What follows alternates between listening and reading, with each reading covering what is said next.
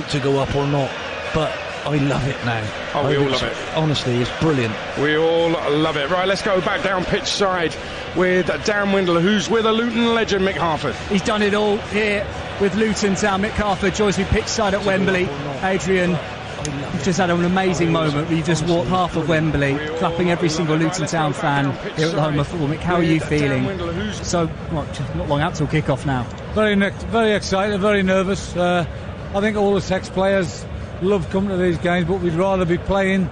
But now it's a special occasion for both clubs. I think there's a lot of respect between the two clubs, both supporters, management, staff, and I think it's going to be a real tight game. You know, it's never easy getting into the Premiership, and I think it's going to be a tough game for both teams today. Part of the journey, Mick. The journey, 9 years, non-league to the brink of the Premier League. How have you done it? How's Gary Sweet done it? How's Nathan Jones done it? How has John Still done it? How has Rob Edwards done it? It's been magical, absolutely magical. But the big thing there, we've been very disciplined, and they've been 100% supported by our board, 2020 board. Gary Sweet and his board have backed every manager who's been in this football club, and it's bearing fruit now, and we're just happy to be in this position. Fully deserved to be in this position. I think over the last 2 or 3 years we've performed really well, and we deserve our playoff game and that, you know. So we're just really all excited, desperate to get the Premier League, as are Coventry, and we know what's in front of us. How's the lads feeling? How are Rob feeling? Yeah, Rob and the boys are very confident, very happy. They've been very diligent over the past 2 weeks, still 12 days since the Sunderland game. It's been a long time. They've trained really well. We haven't changed any of our routines, and we're here and we're ready to have a go. Yeah. You want to bring the Premier League to Kenilworth Road, don't you? Absolutely, and I think Kenilworth Road, after all the history that's gone there, deserves the Premier League. Mick Harford, always good to see you. Enjoy the day. Thank you very much, Mick Harford, Luton legend. Adrian, as you've said, pitch side on Talk Sport. Dan, thank you very much. Fantastic stuff from Mick Harford, a winner with Luton still there and pulling some strings as well behind the scenes. He'll be delighted if Luton make it today. Bayern Munich have been pegged back 1-1 away to Cologne, and as it stands, even though Dortmund are losing, Dortmund will win the Bundesliga title, and they're into the last 5 minutes of games in Germany on the final day of the Bundesliga season. There's a goal at Reading as well in the WSL. James Fielden. A nice seal on it now for Chelsea. Reading 0, Chelsea 3. Sam Kerr with a second of the game, and those Chelsea fans on the far side singing Campione, Campione, because they are going to be the champions of England once again. A high ball over the top, dissected the Reading back line. They put more bodies forward in the last couple of minutes in the hope of trying to get something here late on, but Kerr latching onto it brilliantly. Her first effort hit the inside of the post, came back out. She was first to react and slotted it home. Leanne Sanderson alongside me. I know she's been named as the Writers' Player of the Year, and she's taken a chance as well today, hasn't she? It's what Sam Kerr does. She doesn't even have to touch the ball that much, and I mean, that goal was a good finish in the end. She had one opportunity, came back off the post, and then managed to get the rebound. But it's just what she does. She scores goals, and it's an art and it's a skill, and you can be quiet the whole game, not have much to do. And I think when you have these types of players in the lineup like Gura Wright and Pernilla Harder, she's not on the field of play now because she went off, but that type of service that she gets, you know, it's incredible, really. And I said before, you know, I thought Rachel Daly should have got it. I think there's other people, Bunny Shaw maybe could have got it as well. And I think, but Sam Kerr also is up there. She is, you know, she's a fantastic player. She's done amazingly well in the NWSL in America. She still holds the goal scoring record, and she left 3 years ago. So that just goes to show you just exactly how good she is. Just stick with us for a second here, because we are 20 seconds away from the full-time whistle and Chelsea being crowned champions here. All the substitutes and backroom staff gathered in the technical area beneath us here. It is a Reading free kick which is launched into the Chelsea box as they try and find a goal back late on. It's nodded behind for a corner, but there goes the whistle. Chelsea are champions again. They fly onto the pitch here to celebrate, and of the 5,000 strong crowd that are here, I'd say at least 4,000 of them are backing Chelsea. They have come, they have seen, they have conquered, just as they have all season long. A 19th win from just 22 games played in the WSL this season. And despite that game going on further north between Liverpool and Manchester United, it didn't matter, because Chelsea here have got the job done. 3-0 winners here against Reading, who are relegated down, having been up in the WSL now for some 7 years. and Leanne Sanderson. The party can begin. The trophy presentation stage coming onto the pitch, and everyone now going down to the front of the stand to get the best possible position to see it. Yeah, they are, and it's absolutely crazy. I mean, what an objective emotions. You know, you've got Chelsea winning the league, you've got Reading being relegated, Grace Maloney dropped to her knees, the Reading goalkeeper, as soon as the final whistle went. And, you know, I feel for the Reading players, but you can't be in the league and only win 3 games in a season. They've only got themselves to blame, but fair play to Chelsea. They've been incredible again this year. Emma Hayes said it herself, it's getting harder and harder every year to win this league. Every other team will strengthen. Manchester United are coming strong, Arsenal, you know, but Chelsea just seem to be able to peak just at the right times. And, you know, winning last week against Arsenal, that was always going to be a difficult game, but double winners, you know, yes, they want to win the Champions League, but incredible double winners again. 4 in a row for Chelsea. Their 6th WSL title, which is twice as many as any other side in the competition. They've been thoroughly dominant, haven't they? And they were dominant here at the SCL today. The trophy lift to come shortly, but full time here at the SCL. It's finished Reading 0, Chelsea 3.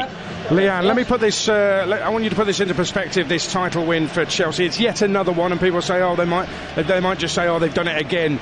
But actually, Manchester United came on really strong with some quality players this season. Man City had a point to prove. They had Bunny Shaw scoring goals. Big signings were made by Villa with Rachel Daly and Spurs with Bethany England.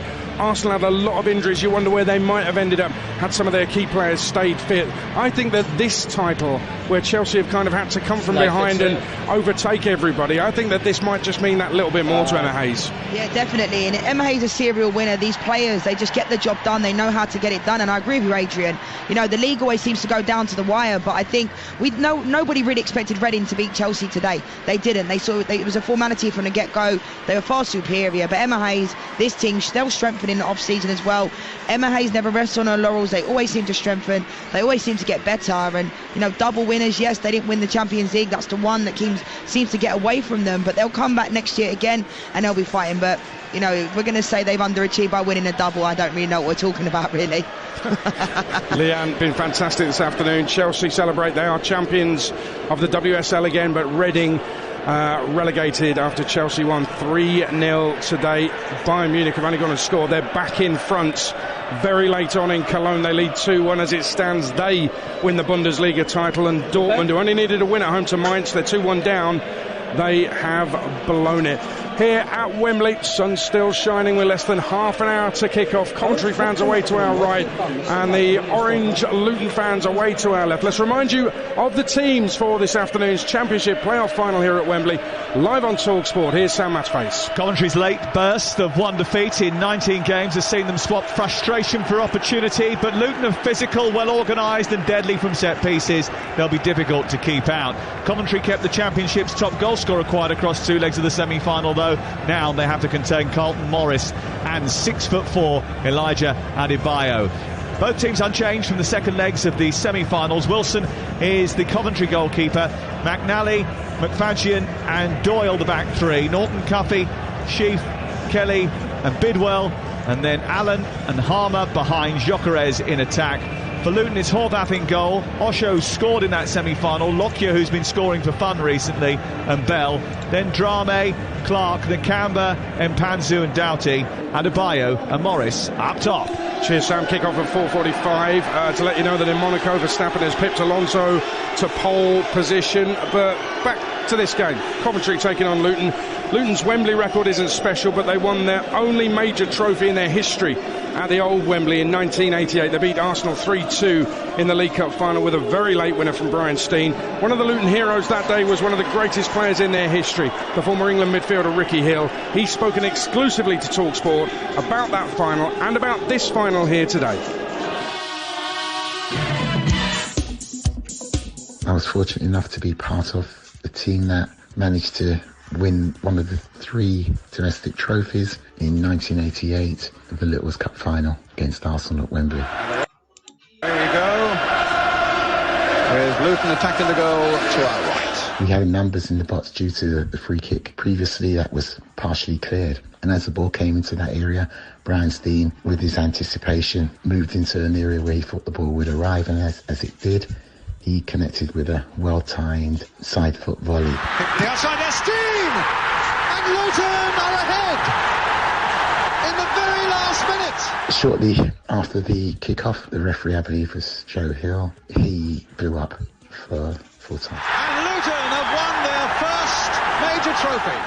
The feeling, the immense release of happiness and just sheer joy that consumed all of us for the fact that, you know, this was a relatively small town, a relatively unknown team, although we were always an attractive football side, but we weren't one of the so-called big teams at that time that was always branded, and we managed to attain one of the major trophies of England at that time, the first time in the club's history. Luton are at Wembley.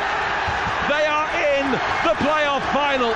This game today will be the biggest revenue and financial game in Luton Town's history, without a doubt. Special praise must go to the supporters of the club, because they have been with Luton through thick and thin. I'm really happy that they get another opportunity to enjoy another day out at Wembley, day in the sun. You know, I wish everyone connected with the club all the best. It's 90 minutes, and for me, it's made the best team win, and good luck to everyone.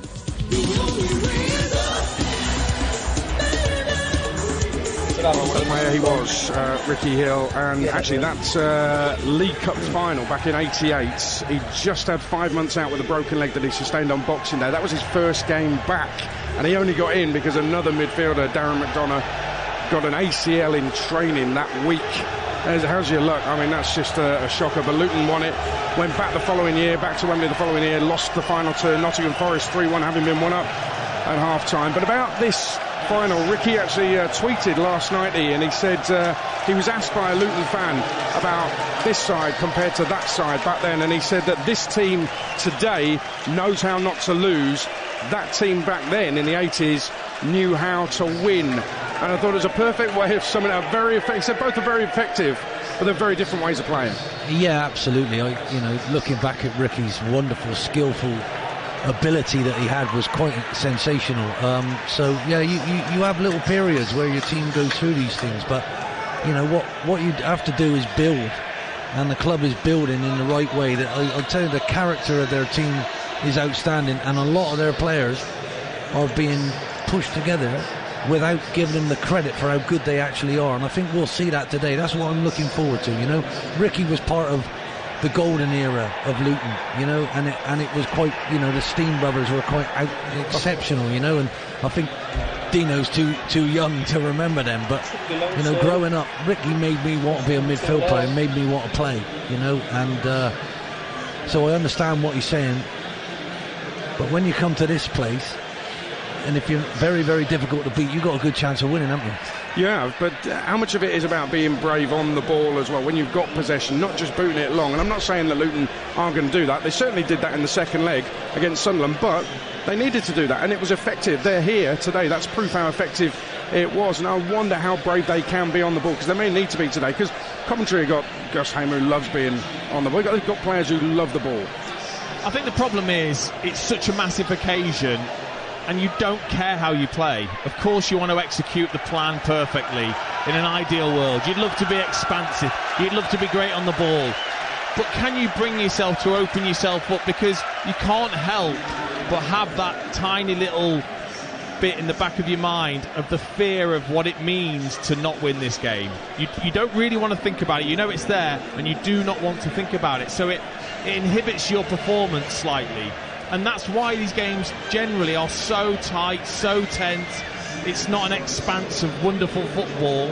So I don't expect that today, but you're right, it's just maybe one or two players that are able to do that then could be the difference. Well, my Palace team, they didn't want the ball.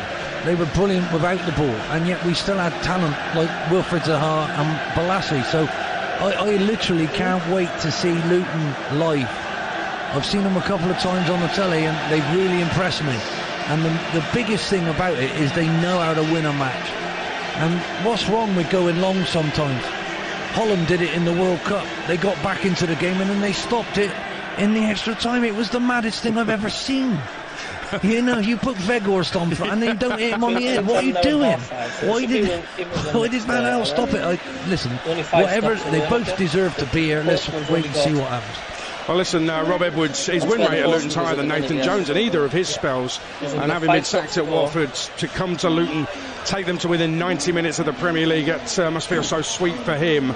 But even he would say it's not necessarily been pretty. His quote after a really awful 0-0 draw at Millwall over Easter, after which Edwards had no shame in saying, football is not always beautiful. It's one of the quotes of the season, and I think every Luton fan would take an ugly game today as long as it meant the Hatters are in the Premier League next season. By the same token, I think Coventry would take exactly the same as well. Right, let's round up what's happened in the WSL today. We know that Chelsea are champions and Reading are relegated. Let's round up what happened at Prenton Park this afternoon with TalkSport's Jeff Peters. It's finished. Liverpool 0, Manchester United 1. No WSL title for United, but huge progress this season as they secure second place behind Chelsea, their highest ever finish just 4 years after coming up from the Championship. Mark Skinner's side not at their very best today, but credit Liverpool for their part in frustrating them, especially after getting battered 6-0 in the reverse fixture. They held out for 72 minutes. Spanish international striker Lucia Garcia came off the bench for the second week running to score the winner for United. Liverpool's 7th place finish, more than decent in their first season back in the top flight. Full-time, Liverpool 0, Manchester United 1. And what happened down at the bottom at Broadfield? Ian Abrahams. Brighton 0, Leicester 1. Ava Baker's goal 18 minutes from time in the end is the one that keeps Leicester up, although Reading's defeat to Chelsea would have meant they did so anyway. It was from close range from a corner, and it was quite scruffy. The only other thing to really note, Adrian, is that Brighton, having made 3 changes near the end, made 3 more. 6 changes on the pitch. Just don't tell anybody. Brighton 0, Leicester 1. Extraordinary. The other full times in the WSL on the final day: Arsenal 0, Villa 2. It finished Manchester City 3, Everton 2, late comeback from Everton, and West Ham 2, Tottenham Hotspur 2. And in Germany, Dortmund equalised in the 96 minutes, but Bayern Munich are champions. Their late winner from Jamal Musiala means Bayern Munich win the title on goal difference, an 11th consecutive Bundesliga title. Dortmund had to win against Mainz. They drew 2-2, and Bayern stole in with a last-minute winner. Will we have more drama here this afternoon? You're listening to the EFL Championship Final live on TalkSport with Carling. We're made by our mates. 18 plus. Please drink responsibly. EFL Live on TalkSport with Carling, the UK's #1 lager. 18 plus. Please drink responsibly. Want round-the-clock free football news? Get the TalkSport Edge. Live scores and big-name interviews? Get the TalkSport Edge. From transfer fees to injuries? Get the TalkSport Edge. There's even live text commentaries. It's all on TalkSport Edge. TalkSport Edge is the free football fan app that keeps you a giant step ahead of your mates. Get the ultimate edge on everything football, first, fast, and for free. TalkSport Edge. Download it from the App Store now. iOS 13 and above only. Terms and conditions apply. 18 plus. Gambleaware.org. 4:30. No one else brings you more. Sunday afternoon on the TalkSport app. Well, over on TalkSport 2 right now, there is live Premiership Rugby. It is the final, and what a final. Saracens 23, Sale 25. If you want a bit of that, then TalkSport 2, just download the TalkSport app for free. Won't take long. Easy to use. Swipe between the 2 stations, and you can get a bit of Saracens 23, Sale 25. What a scene inside Wembley Stadium. Sun shining, but it's orange away to our left and sky blue away to our right. Ian Holloway, this is one of the things I love about the playoff final. It's half and half. It's not like the FA Cup where there's loads of neutrals, loads of corporates. This is half of it Coventry, half of it Luton. You can tell by the colours, it's an extraordinary sight. We're privileged to be here. I must admit, I'm getting really emotional. And my dad died when I was 25 and I'm 60 now, so I want to thank him if he's up there, because he got me into football, and I wouldn't be here if it wasn't for that. This is so special to see all of these people in the tribe that they support, the tribe that they follow. And wow, it's something else, isn't it? I mean, when you think of the EFL, I think of clubs like these two that have dropped and that maybe have felt embarrassed and been ridiculed and felt like their club is, almost going out of existence. And then you see the scenes today, and a day like this for one of these two sides, I think we'd all agree we'd be delighted for either team to get through to the Premier League. But even if it wasn't to happen, you can see what this day means to these two sets of supporters because of where they've been, because of how hard it's been to get back here. sensational stuff. The Luton flag crest is unfurled in front of us in the sunny half of the pitch. The Coventry crest on a big flag unfurled and being spun round and round in the Coventry half of the pitch, which at the moment is in shade. There's a giant playoff final trophy right pitch side. It's absolutely ginormous. That's not the real thing, is it? If it is, honey, I shrunk the kids. Who's going to lift that? I think they'll feel 10 feet tall, and they'll all want to lift it if they've won this game this afternoon. Flags are flying, the songs are being enjoyed as well. If Luton win today, 9 years from non-league to top flight, matching the Wimbledon achievement. That was all with one manager, Wimbledon, Dave Bassett. Luton have come out of non-league under... I played for him. Dave Bassett? Yeah, that season I played 14 games and we went up and... So you're the reason? No, nothing to do with it. What it was, that was special. And to me, life's about going through adversity. Nothing's good all the time. You've got to come through this. And these two clubs and these two sets of supporters, some of them probably haven't been there for quite a while. They come to Wembley and bought a ticket, but this will reignite their love of the club, and it's so special. We're so privileged to be here. And the noise is absolutely sensational, but it is every year for the Championship playoff final because of what is at stake as we get closer and closer to kick-off. Less than 10 until we get underway, and you can hear that the fans are very much in the mood. And just to pay tribute to those Luton managers, it's not just been one manager. John Still took them out of non-league. They won League 2 promotion under Nathan Jones. Mick Harford won the League 1 title as a caretaker. A mention for Graham Jones, he was only there for a short spell, was sacked during COVID actually, which felt a little bit harsh. Now coaching at Newcastle United, so he'll be coaching in the Champions League next season before Nathan Jones returned after having a bad time at Stoke. He left in November for Southampton. Rob Edwards taking over, and here they are on the brink of the Premier League, just like Coventry being in the bottom four and bottom of the table at the end of October, and here they are on the brink of the Premier League. And that little bit of luck that is needed along the way in a season, well, Coventry had it. Ben Wilson, the keeper, up for a corner late at Blackburn a few weeks ago, shoveled the ball in for an equaliser and a point with his hands, unspotted by the officials. VAR will spot that today. He can't get away with that today. We've got VAR in all three EFL playoff finals. Is it a good thing or not, Ian? It's not a good thing, is it? But it is something that we've got to learn to do an awful lot better, because you can't have all these angles and then judge referees on it. But at the moment, they are having an absolute nightmare with it. Should we have? If we haven't had it all season in the EFL, should it be in just for this game? Well, the games are too big not to have it. Yeah, and this game is so massive. It's gigantic, isn't it? Imagine they get a winner, keeper up or whatever, and shovels it in with his hands. You can't have it, can you? You can.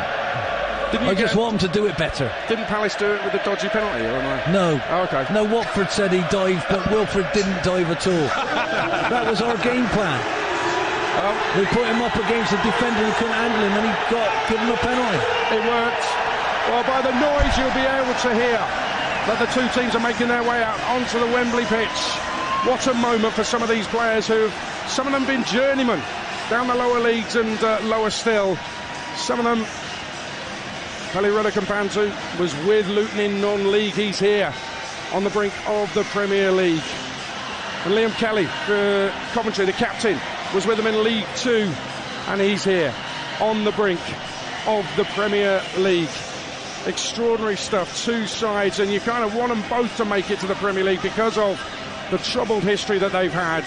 To get this far is exceptional, but to fall at this hurdle might well be heartbreaking for some of them. Let's see what happens as the two teams line up in front of us, and the dignitaries make their way along the line. The flags are still flying. It really is half sky blue away to our right and half orange away to our left. You couldn't have a better sight. Two clear sets of fans, and both of them fully behind their team. Some straw hats in front of us among the Luton section. The Hatters, of course, as they're known. And Eric Morecambe, synonymous, the comedian with Luton Town. In fact, I was told by Ricky Hill that he went into the dressing room, Eric Morecambe, once in the 70s, and said, I was going to be a footballer, but my eyesight was no good, so I became a referee. He used to lighten the moods before home games. Eric Morecambe, the players loved him. Mr. Magoo, they call him. Eric, how brilliant was he? Oh, That's classic comedy. Luton. That's classic comedy, isn't it? Wonderful stuff. As we, half this pitch is bathed in sunshine, half is in shade. And I wonder how much that sun will affect the players when they're playing in that half of the pitch. We'll wait and see who's going to be kicking which way. And that will happen very, very shortly. This is Talk Sport. This is the Championship playoff final. And we've got the whole game coming up live right here on your station for live football. It's a massive game, not just the money, but for what it brings. Let's get the national anthem sung by singer and actor Kane Matthews.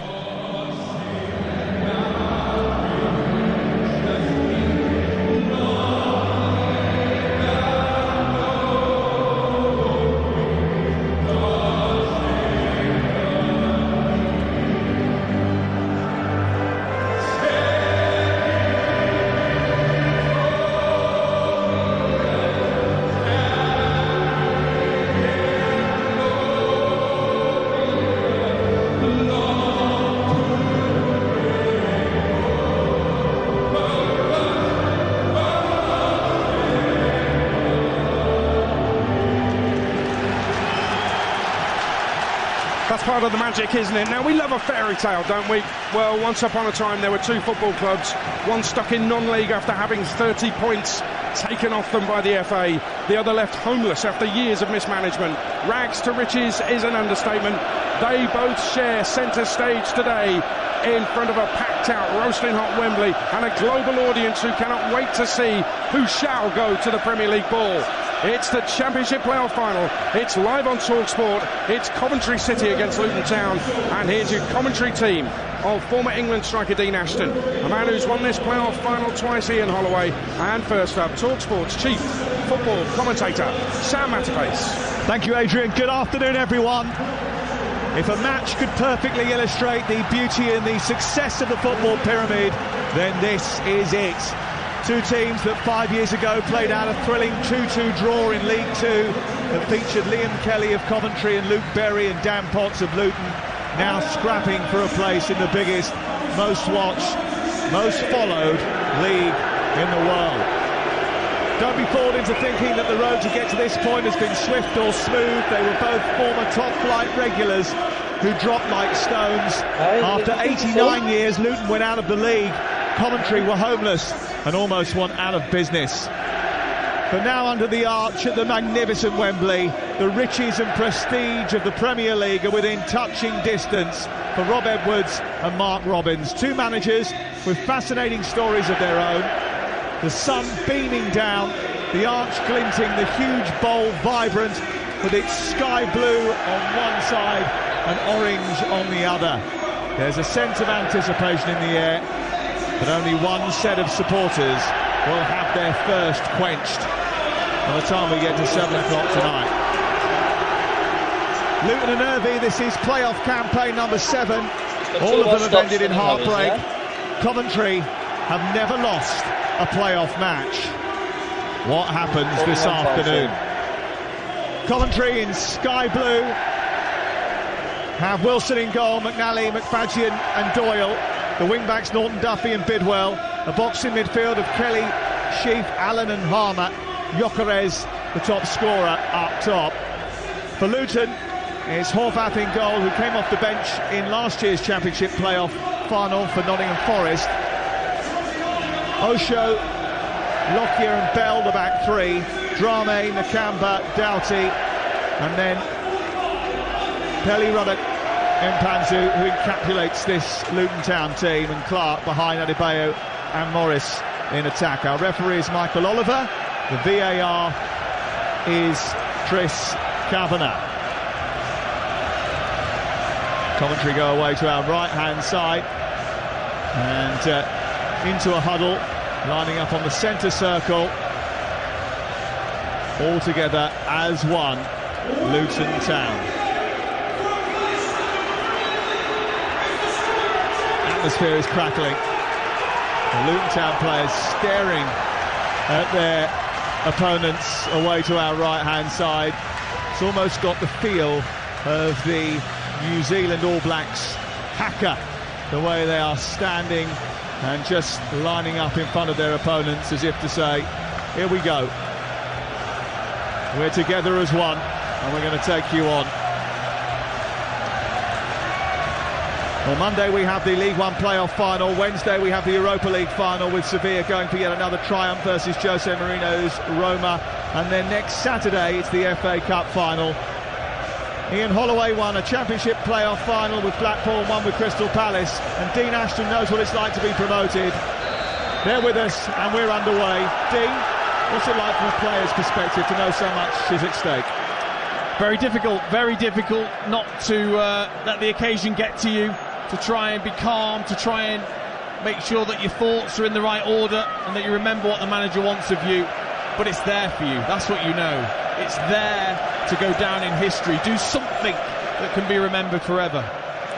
Ian Holloway, how do you keep people's emotions in check just before you go out, or do you not? Is that the idea? Well, what you have to do is keep reminding them why they're doing it, and it's normally their loved ones at home, to improve their lives, to go down in history, and really stop getting involved in the emotion and just go and do your job. Just go and do what you've been doing very well all season and try and do it today in this arena. Coventry have the ball deep inside their own half. It's season 37 of the EFL playoffs. The ball's been won on the far side by Luton momentarily, but it's half cleared. Eventually Sheaf will nod it away. It goes down the right side into Luton territory. Lockyer goes out to the far touchline and he'll take the throw in for Luton deep inside their own half.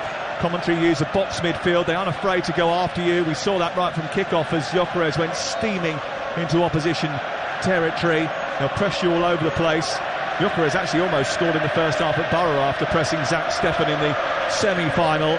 Both teams comfortable, Dean, not to have the ball. They average 46% possession across the season. Yeah, I mean, they are very similar. The only real difference, I would say, is that box midfield you've just talked about and an extra player at the top end of the pitch for Luton. But defensively, very, very similar in the way that they defend as a unit with a packed midfield. So it's going to be difficult for either side, I think, to break through with some real quality. I think Gyökeres on the break, Carlton Morris and Adebayo on the break, those two sets of forward lines, they're going to be the difference for me.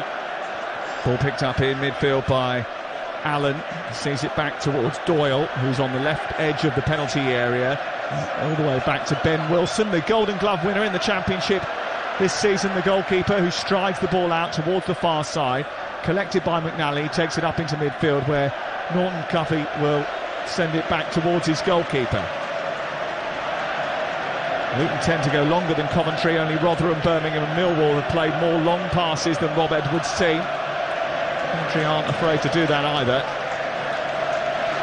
This is McFancy deep inside his own half towards the left, and Doyle up to halfway.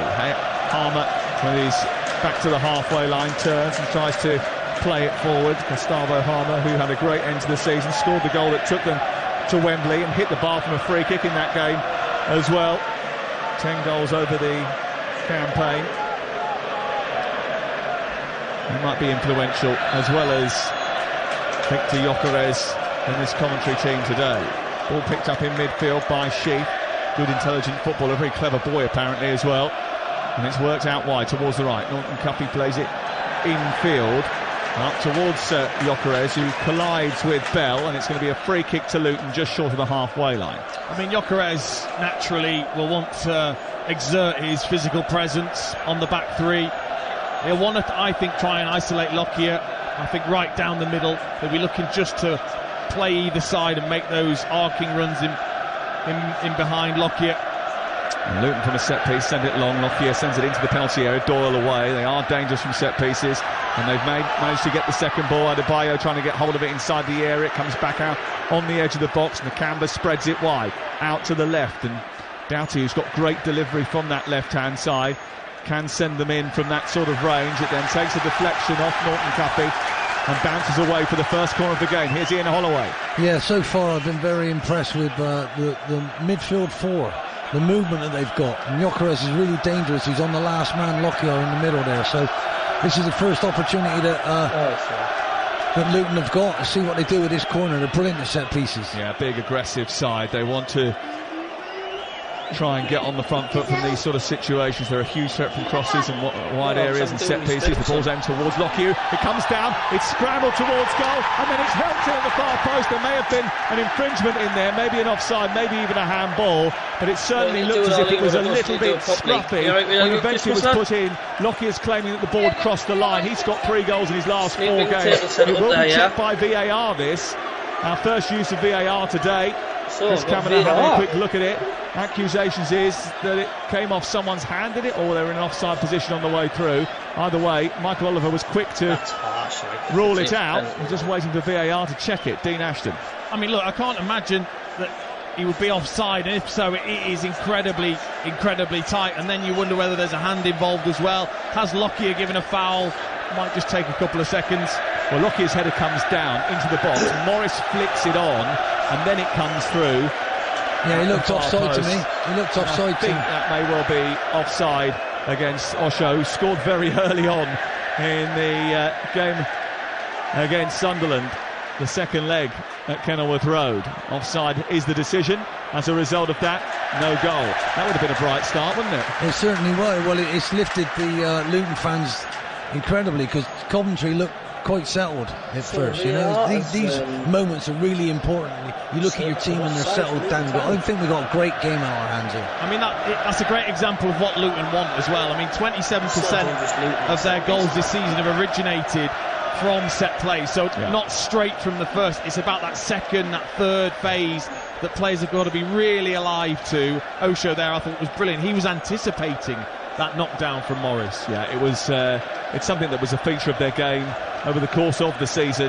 Rob Edwards has made it a big part of what Luton do, and an early warning for Coventry City, where there have been nerves on the Coventry City bench. Dan Windle is sitting behind them. Mark Robbins, Rob Edwards, the respective bosses, Sam, have not moved from the edge of their technical areas. If there are nerves, they're not showing them. Carden Morris, Luton's leading man, screaming at the Hatters midfield. He wants to get sprung in behind. He wants to stretch Coventry. Brilliant start. 0-0 the score. You're listening to Talk Sport. Ball headed away by McNally up towards halfway. Collected now, moved forward by O'Shows. Had that goal disallowed. Immediately challenged by Harmer, who goes across and tries to shut him down. And it goes out of play and away for a Coventry City throw to be taken by Jake Bidwell.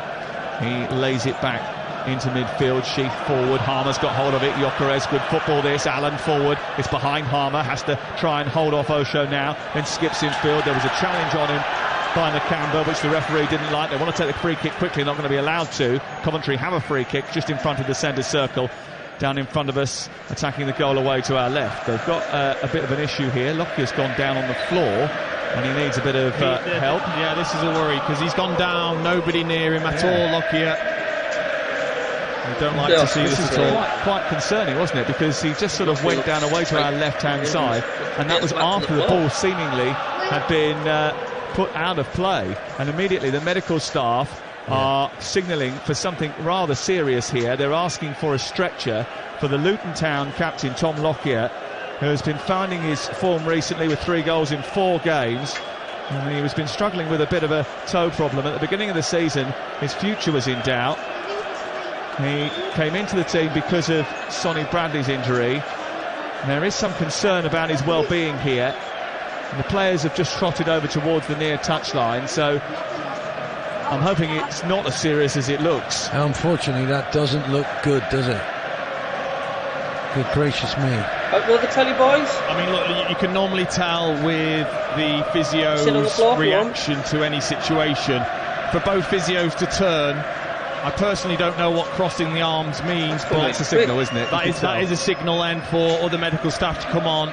You know, we talked about the heat when we were down there at pitch side. We talked about the emotion of what it does to you in these sorts of games, and we really just hope that Lockyer is okay. They have to make a change. And Luton Town already warming up. Reece Burke away to our left-hand side. That's happening. But there is concern on the faces of everyone. I'm just wondering, was it from the corner where he got his head on it? He might have took a bit of a knock on it and then a delayed. Well, actually, that's the worry, isn't it? Did he get a knock on the head at the corner prior to that? Quite a few medical staff around. No one around him. when it happened, and that is the big concern. Well, after what happened. Well, we've seen the footage actually a couple of times of where he goes down way off the ball, and there isn't anybody around him. Just sort of almost falls to the ground and stumbles very quickly onto the floor, and he didn't really put his hands out to protect him, which always is a signal of a worry. Dan Windle is on the touchline. Tom Lockyer down, receiving significant medical treatment from a number of Luton medical staff, Coventry medical staff and St John's ambulance. He will be getting put on the stretcher. Lockyer's playoff afternoon, final afternoon is over. Reece Burke is out warming up in front of you, Sam, out by the Luton fans on this near touchline here at Wembley. Rob Edwards, an immediate shake of the head. Lockyer, a warrior for them, marshals their defensive unit. He's just actually gone out onto the pitch, Rob Edwards, to talk to the other 10, well, 9 plus the goalkeeper, outfield players, talking them through what comes next. Losing Lockyer is his bigger blow, a big, I guess, puff out of his cheeks, Rob Edwards. To lose Lockyer, huge for Luton. Absolutely huge. And I just watched it back again. We've got the analysts here from Luton sitting about 3 chairs away from us, and I've just watched it back again during Dan's little piece there, and he takes 4 steps back and stumbles backwards, goes to the ground, falls onto the floor, rolls over, lifts his head up and goes, and then drops back down again. And then immediately, I don't know whether he's done something to his leg and he's completely buckled underneath him or whatever, but it doesn't look great, does it? No. And we do wish him the very best, and it's a rather startling incident at the beginning of this championship playoff final, the biggest game of the lives of many of these players, in fact all of these players, you would imagine, with the prize that is up for grabs. What do you do in this situation? You're a manager, it's gone against you, you've got to make a substitution, a key substitution really early in the game. You normally try and plan everything, but no way on earth would you prepare for your centre-half just running back towards his own goal and then collapsing. So I hope it doesn't affect the rest of the players, unless it's in a positive way where they say, come on, we'll do it for Lockie. But my concern is with, and the manager's concern will be with that player. Well, he has got his head in his hands, which is the best sign I think we've seen all day. Absolutely, yeah. I think that's a hamstring or knee injury. It's not his head, and it won't be life-threatening. Well, Reece Burke is on in his place. Tom Lockyer goes off the pitch, and as a result of that, there is a quick change for Luton Town. And Reece Burke, who formerly of Bolton, Hull and West Ham, first experience of Wembley, won League One with Hull 2 years ago, comes into the heart of the defence, and we've played just over 12 minutes. Ball delivered straight into the box, and then it's just nudged behind there by Elijah Adebayo, and it goes behind and away for a corner kick over on the far side, and then we're a little bit disorientated. Adebayo suggesting that maybe he didn't get a touch. That's the first bit of worry that we've seen, and he could have let that go, and he said he didn't hear anybody, but I think that the Lockyer thing has definitely affected him a little bit. A corner on the far side, and it will be whipped in towards the near post, headed away by Adebayo, and out on the far touchline for a throw-in level with the edge of the penalty area for Coventry City. 0-0 the score, 13 gone. Coventry on the attack. We've had a lengthy delay because of the injury to Tom Lockyer, and we've had it confirmed by Dan Windle, our pitchside reporter, that he's currently receiving gas and air in the tunnel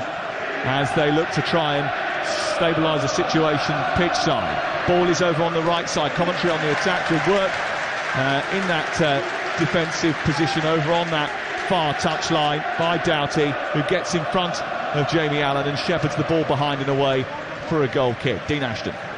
Not great, obviously, for the players that are on the pitch. Unsettling. Got to try and calm yourselves back into the mode. Quickly start to remember again the jobs that you've got to do. That ball headed into the air, and it comes towards Morris. Morris tries to bicycle kick the ball into the box. It was a long ball forward from the goalkeeper Horvath, and it went right up to the edge of the box, and that was a mistake by Nafadzian, who headed into the air, and with laser reactions, Carlton Morris tried to do a bicycle kick and catch out the goalkeeper, and almost caught out Coventry City, in very close to putting Luton Town in front. It was only narrowly wide of the left-hand upright. See, for me, that's not long ball football. What he did, he pulled on the centre, the far centre half shoulder, went in there. It's a tactical move. They've hit a big diagonal. Yeah, they have. Yeah, exactly. Just asking that questions of the centre backs running towards his goalkeeper. Obviously, Wilson, difficult when the atmosphere is this big. You know, we've just seen Adebayo saying he can't hear anything. Will the centre half there have heard his goalkeeper if he's coming out? Well, he's gone to just cushion it back. I don't think that's the right thing to do in early part of a game like this. That's where you've got to power that header away and then worry about it. Luton have earned themselves another throw-in down on the right-hand side. Drame is going to take it on loan from Leeds United, playing as the right wing back in this exactly 50-50, Luton Town system. On the ball at the He's got Nakamba to his left-hand side, and Adebayo in the centre. Ronakin Pansu tries to get the cross in, it takes a deflection and goes behind, and it's another corner for Luton Town. And we know that already they've been pretty impressive from these moments. Saracens have won the Gallagher Premiership after a victory over Sale at Twickenham. Chelsea won the title in the WSL for a 4th season in a row earlier on today. Another double. Reading relegated Manchester United into the Champions League but couldn't overturn Chelsea's advantage despite their victory away at Liverpool. And Bayern won the Bundesliga title on goal difference thanks to a late goal from Jamal Musiala. Here's the corner, deep towards the far post. It's high into the air, and out comes Ben Wilson and claims it, and then immediately smacks it upfield. And it's up towards Allen, who flicks it on. Harmer tries to get on the end of it, but there was a foul by Allen, and as a result of that, it's going to be a free kick to Luton Town as they try to get some advantage from the quick release. It's a little bit bitty at the moment, isn't it? There's not. You'd have to say Luton maybe just shaded it, Ian. Yeah, I think so. It's just, I don't think any team's settled down yet. Coventry City finished in their highest league position in 17 years. They've been out of the Premier League for 22. They want to go back. And there's been so much water under the bridge since they were relegated under Gordon Strachan. And we know that playoffs are tense and tight. Yeah, it's very tense and but tight. Mark Robbins did repeatedly tell his players to remain calm, play their game, and they are very good on the break, fast and sharp. They scored more goals on fast breaks than anybody else in the Championship this season. Horvath, the goalkeeper for Luton Town, will place the ball down just right of the midfield line inside the Luton half of the field. He sends it long up towards the middle of the park, headed away by McNally, and it's down into the halfway line, and Bell will pick it up for Luton. We come forward once again. It's played out towards the left. It might run through to Adebayo here. Carlton Morris couldn't get the first pass after it was smashed in by Doughty, and then it's cleared away by McFadzean and out towards the far side and away for another Coventry City throw. There's no real flow to the game so far, but Coventry have been pretty good defensively. 1 goal conceded in the last 4 games. They stifled Middlesbrough and their league top scorer, but dealing with the physical threat that Luton possess is slightly different. Here they come again on the ball, they're losing it quickly. Sheaf couldn't get it forward, squeeze it, looking for the likes of Kelly and Allen. They've worked it down the right hand side now.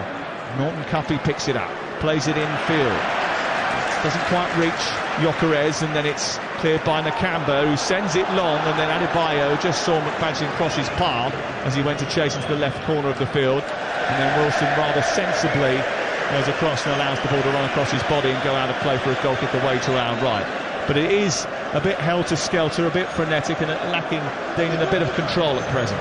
It is, but I wasn't coming here expecting to see 2 teams, trying to play out from the back and play their way all the way through and dominate possession. That isn't what these 2 teams are about. What I have seen is the way Luton so far, I know it's very early, but the way they've really contained Gyökeres. The 2 wide centre-backs, when the ball goes anywhere near him, squeeze really tightly in, and then the Canberra's right in front of him. They're almost just sort of... Well, they're boxing him in, aren't they? Yeah, they are, of course. That's what ball makes. But there's an awful lot of skill in this. Both teams are really well coached, and I can see it from here. Sometimes you don't want someone who can outplay you all the time. This is a huge part of the game, and both teams do it really, really well. Well, Compensa goes, helped on towards Clark, who shuffles it left, and now it's picked up by Bell. Bell moves forward at pace, lays it off to the left, and Doughty takes over. He's in the left wing position for Luton Town, attacking the goal away to our right. The ball's delivered high into the box, and it goes over every orange jersey and every sky blue one. It was kept in by Drame on this near side, then given away cheaply in the left full-back position by Doyle, who's won it back again, and now they look to move forward, Coventry. Into midfield they go. It's played into Kelly, couldn't get it out of his feet. Kampansu trying to help it on to Adebayo. It's a scrap, it's a fight, and Coventry win that, and then they give the ball away, and Doyle's guilty again, into the centre towards Morris, who tries to get the volley in. Couldn't quite get a clean contact on it. It was brilliant defending that by Liam Kelly, who's been with this club right the way through all 4 divisions, and he needed every ounce of his awareness there to stop Carlton Morris from taking advantage of a really scrappy bit of play from Coventry. For me, you've got to put the ball in the box. That's where these men like Dean Ashton earn their living by scoring goals, and it's a joy to watch. I can't stand everybody playing back and giving it to centre halves all the time. Does my brain in. This is fantastic. It might not be beautiful, but it's effective. That was the first thought. Where is Morris in the box? Adebayo was outside a bit. Where's Morris in the box? Good ball in, lovely little touch, couldn't keep it down. Here's the corner, deep towards the far post, headed away this time by Doyle, and manages to get some distance on that. It comes out as far as Clark, who looks to jink his way down the right side, plays an intelligent looking pass. It's not going to quite reach its intended target in Reece Burke, and it goes behind and away for a goal kick. Out and away to our right-hand side, but a lively start and maybe a rudimentary start at times, but what's interesting is beauty is in the eye of the beholder, Ian. Well, I'm finding the fact that the 2 slightly different shapes very, very interesting. You know, Luton, I believe, have got, yes, they've got one to mark and they're dealing with it, but they've been taught how to do that, and it's a little bit more difficult for Coventry having those 2 up the top, you know, so let's see how it pans out, but it's a tactical battle and I'm really enjoying it. 21 gone. You're listening to Talk Sport. Ball up towards Gyökeres. Couldn't quite get hold of it. On the injury, it spills into midfield. And before Kelly can get there, it's on the left-hand side with Doughty, who smacks it long and high towards Morris, who wins the header. Comes down the edge of the box. Kampansu just couldn't get anything behind it. And when he fell to him on the edge of the D, the Luton Town midfield player pulled the trigger, but he just didn't have enough power behind the strike. That was another good opportunity, Dean Ashton. It certainly was. I mean, that's what we saw. Me and Ian were watching that ball. He played it in towards Carlton Morris right about, and then the midfield players go and try and join in. He's just bobbled it. It's as simple as that. He's gone for the volley. He's hit it into the ground, taken all of the pace off the ball, and it was an easy save. Bidwell, a little bit of poise, plays it towards the left. Sheath comes infield. He looks to try and find Allen, far post. It's headed away by Bell, out towards the far side. Doughty helps Luton get it clear, and then it's charged back towards Allen, but it was a little bit too heavy, and it'll run out of play in the left full-back position, and Luton will have a throw-in on the opposite side of the pitch to us. Luton lost to Crewe in the semi-finals in '97, waited 13 years to get back to the playoffs, and then lost to York in the conference playoff semi-finals. They lost to AFC Wimbledon in the conference playoff final in 2011. They lost to an offside goal against York at Wembley in the final a year later. And their 2 most recent playoff campaigns, 5 years ago and last year, were heartbreaking too. Are they going to turn the tide here at Wembley today in the sunshine?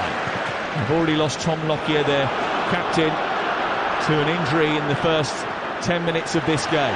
Here's Adebayo over on the left-hand side, using his strength and his power and his skill to set the ball up to Clark, edge of the area, comes into the box and smashes it home, and Luton Town are in front. Brilliant hold-up play by the centre-forward Adebayo, who took the ball down the left side, teed it up for Clark, and Clark came in, arriving at just the right time to smash the ball home, score his 4th goal of the season, and put Luton fans in dreamland. It's Coventry 0, Luton 1. I think that is just outrageous centre-forward play. That's what it is from Adebayo. He just ran his head down to make sure he got first up, and then there's that bit of quality. Jinks it inside once, cuts back outside and Mexfazine on the second time, and then he's got the awareness just to cut it back for Clark.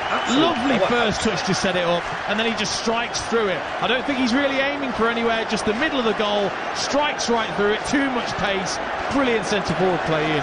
Well, you got to say that he knew that was happening. Fantastic bit of play there, but the ground he made up to join. Great first touch, wonderful left foot strike, and to me, it's about the 2 boxes today.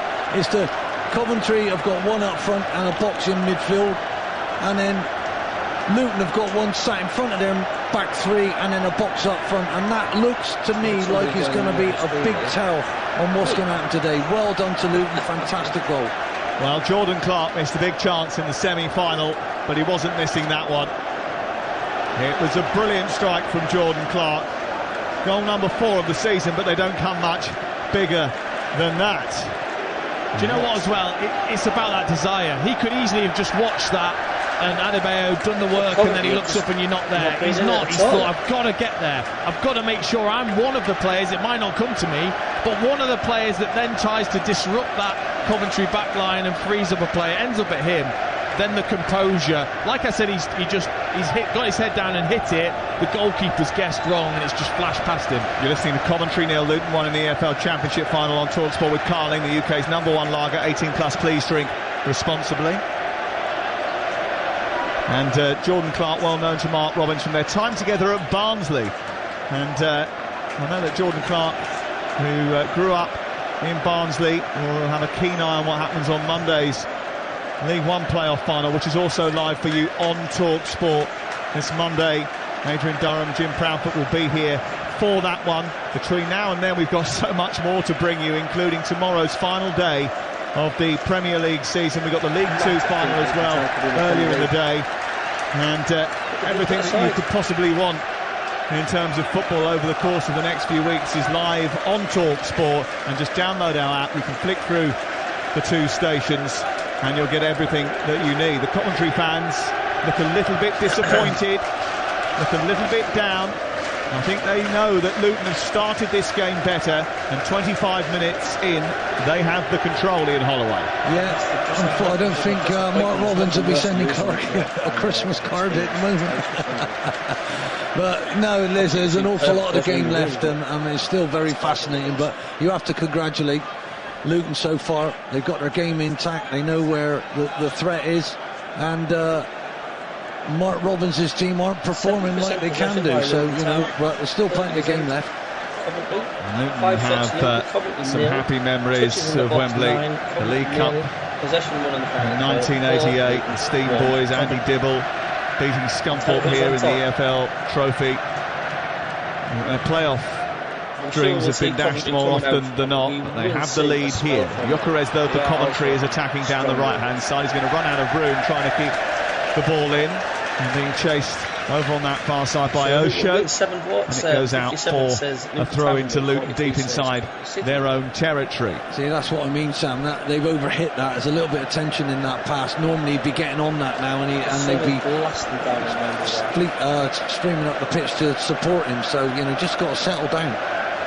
I mean, when you watch Luton, I mean, they're such an outfit in terms of the way they press you, the way they're so aggressive, the way they are direct, but in a proper way, not just lumping it. They are looking for one of the 2 centre forwards, and then the pressure for the counter press has been outstanding so far.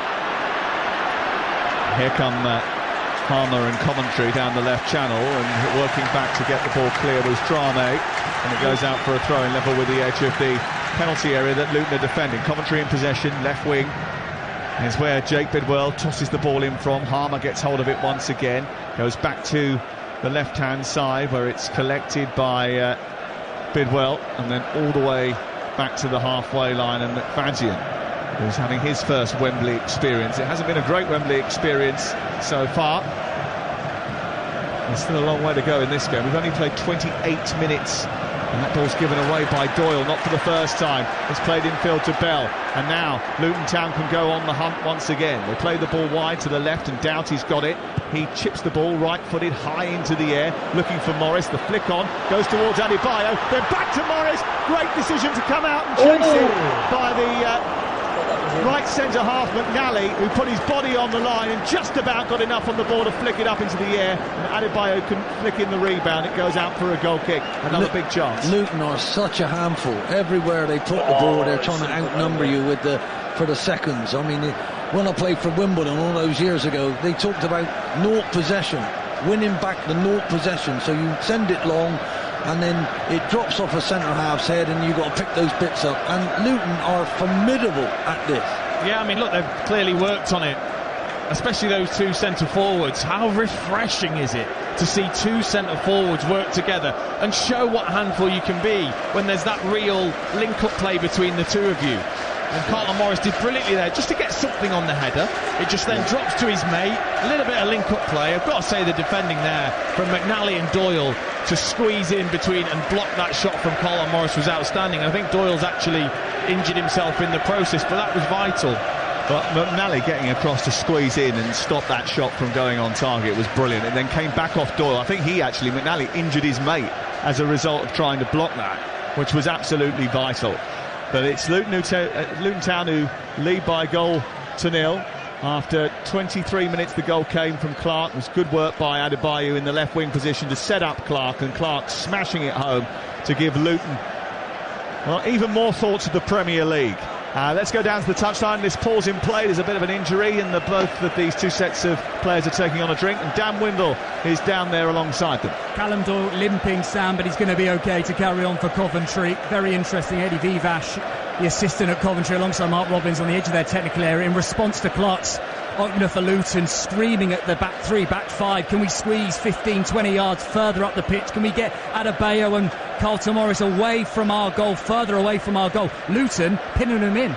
Looking at Mick Harford and John Steele watching from on high. They'll be pretty happy with the way things have gone so far. So will Rob Edwards, who's just patrolling inside his technical area down in front of us. Luton have shown a remarkable consistency over 2 seasons with not the biggest budget in the league. And since Rob Edwards took over, they have taken 50 points from 75 available. That is pretty impressive. Ball cleared upfield by Luton. But remember, Coventry only lost 1 of 19 coming into this. Ruddock Mpenzu out towards Morris, who feels he was wrestled to the floor there by Norton Cuffy. But the foul has gone against him as the two tangled in the box and went down. Carlton Morris, who as a kid grew up with Norwich City, you'll remember him, Dean Ashton. He was in the Norwich City team that won the FA Youth Cup, and he played down the middle, feeding off the crosses of the Murphy twins, Jacob and Josh, who have gone on to Cardiff and to Newcastle United. Yeah, I'm sure it would have hurt him to have left Norwich and maybe not been given maybe the chances he deserves. So he's gone away, he's just worked at his game, and so far he's been excellent alongside his strike partner. Absolutely. Here comes Gyökeres though, playing it to Bidwell. Bidwell on the left-hand side for Coventry City, who trail by a goal to nil in the playoff final for a place in the Premier League. Into Kelly, then back wide towards the left, and it's collected now by Bidwell, and then all the way back to Doyle, and then into Kelly once again. Coventry in possession of the football, 32 on the clock. We're live on Talk Sport, and we are bringing you all the playoff finals this weekend. The England internationals have come a little bit later, and the European finals, the big European finals, including the Europa League on Wednesday night. Sevilla against Roma. Jose Mourinho looking for another trophy. And then we've got the FA Cup final next Saturday. That'll be followed by the European Conference League final the following Wednesday night, live from Prague. Dean Ashton and I going to that one. We'll bring you inside the stadium. We know that many West Ham fans can't get tickets for it because it's a ridiculously small stadium, but we will do our very best to bring you all the atmosphere and the flavour from that trip from the minute we land. I think Dean's going, I think he's going tomorrow actually. He's going earlier on the Monday, I think. We'll be doing our level best to bring you a flavour of that one before Adrian and the team go to Istanbul for another huge moment. Manchester City against Internazionale.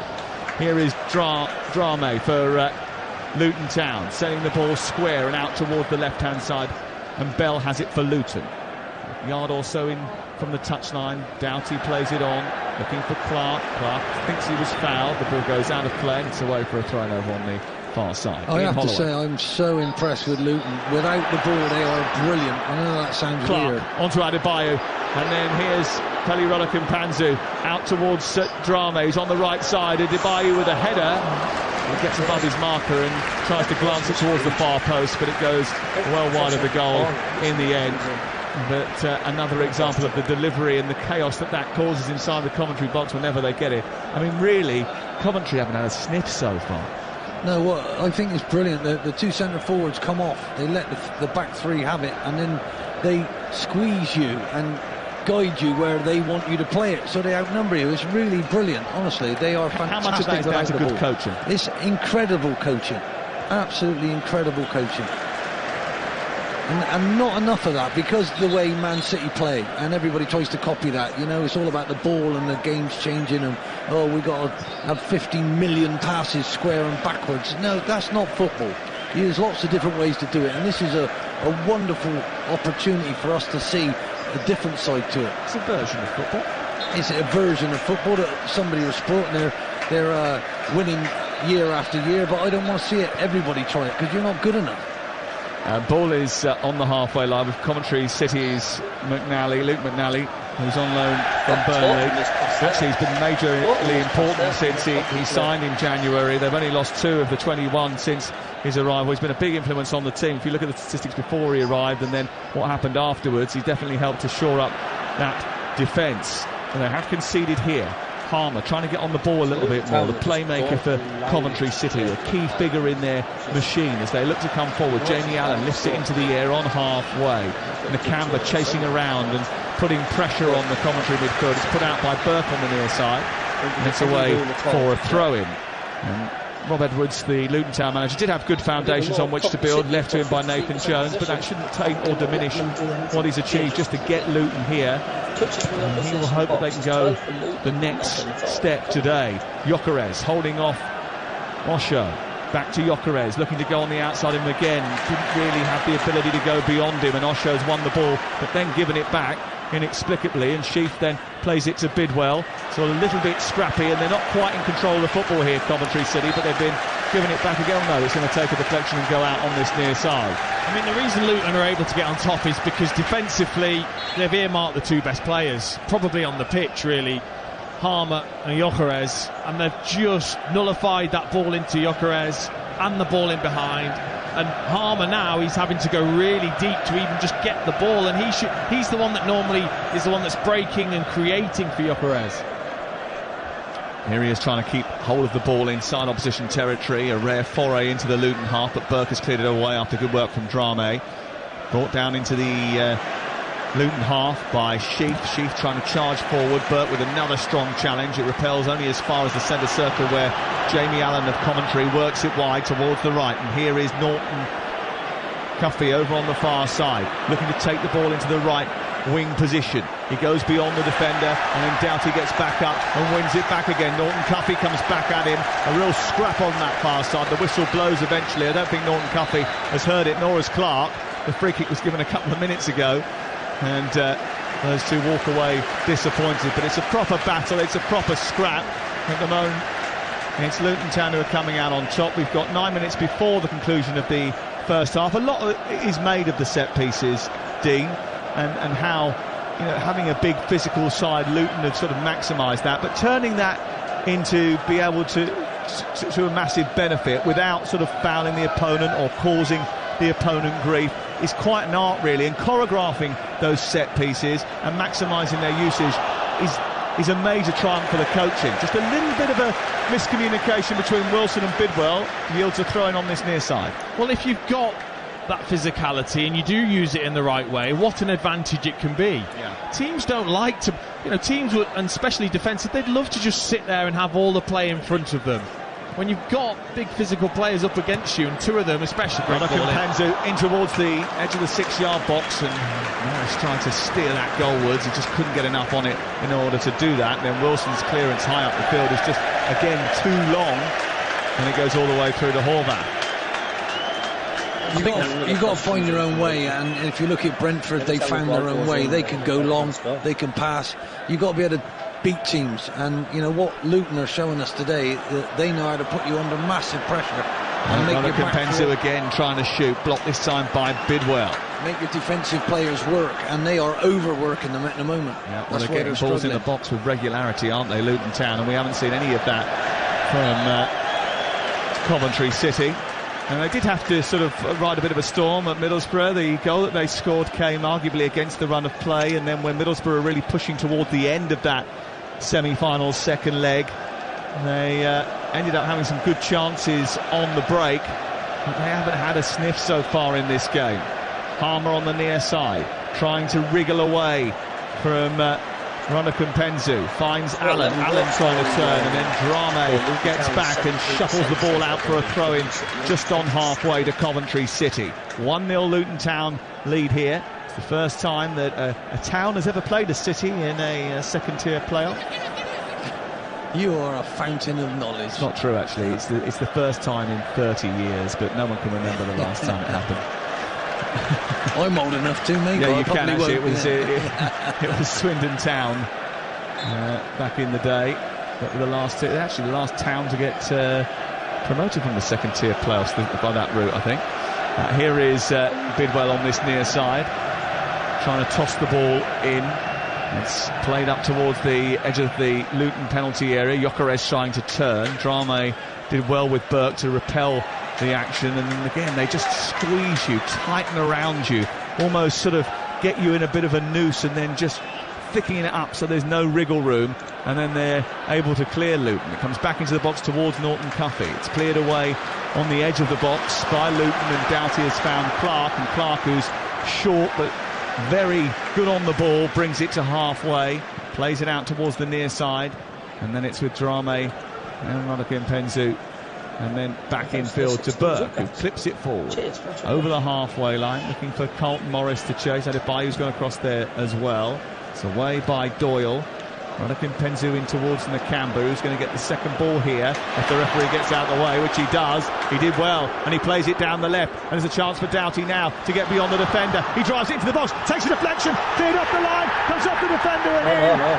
But was there a handball as it came back off Adebayo, who tried to block the attempted clearance off the line by the Coventry City defender, and it appeared to hit the hand of Adebayo and go into the net, and that will be ruled out because you can't put the ball in the net with your hand. Yeah, I mean, no jury needed for that one. I mean, he couldn't have looked more guilty, could he, Adebayo? He knew straight away that it hit his elbow. But again, it just shows that real threat. It was a bit Ben Wilson, wasn't it?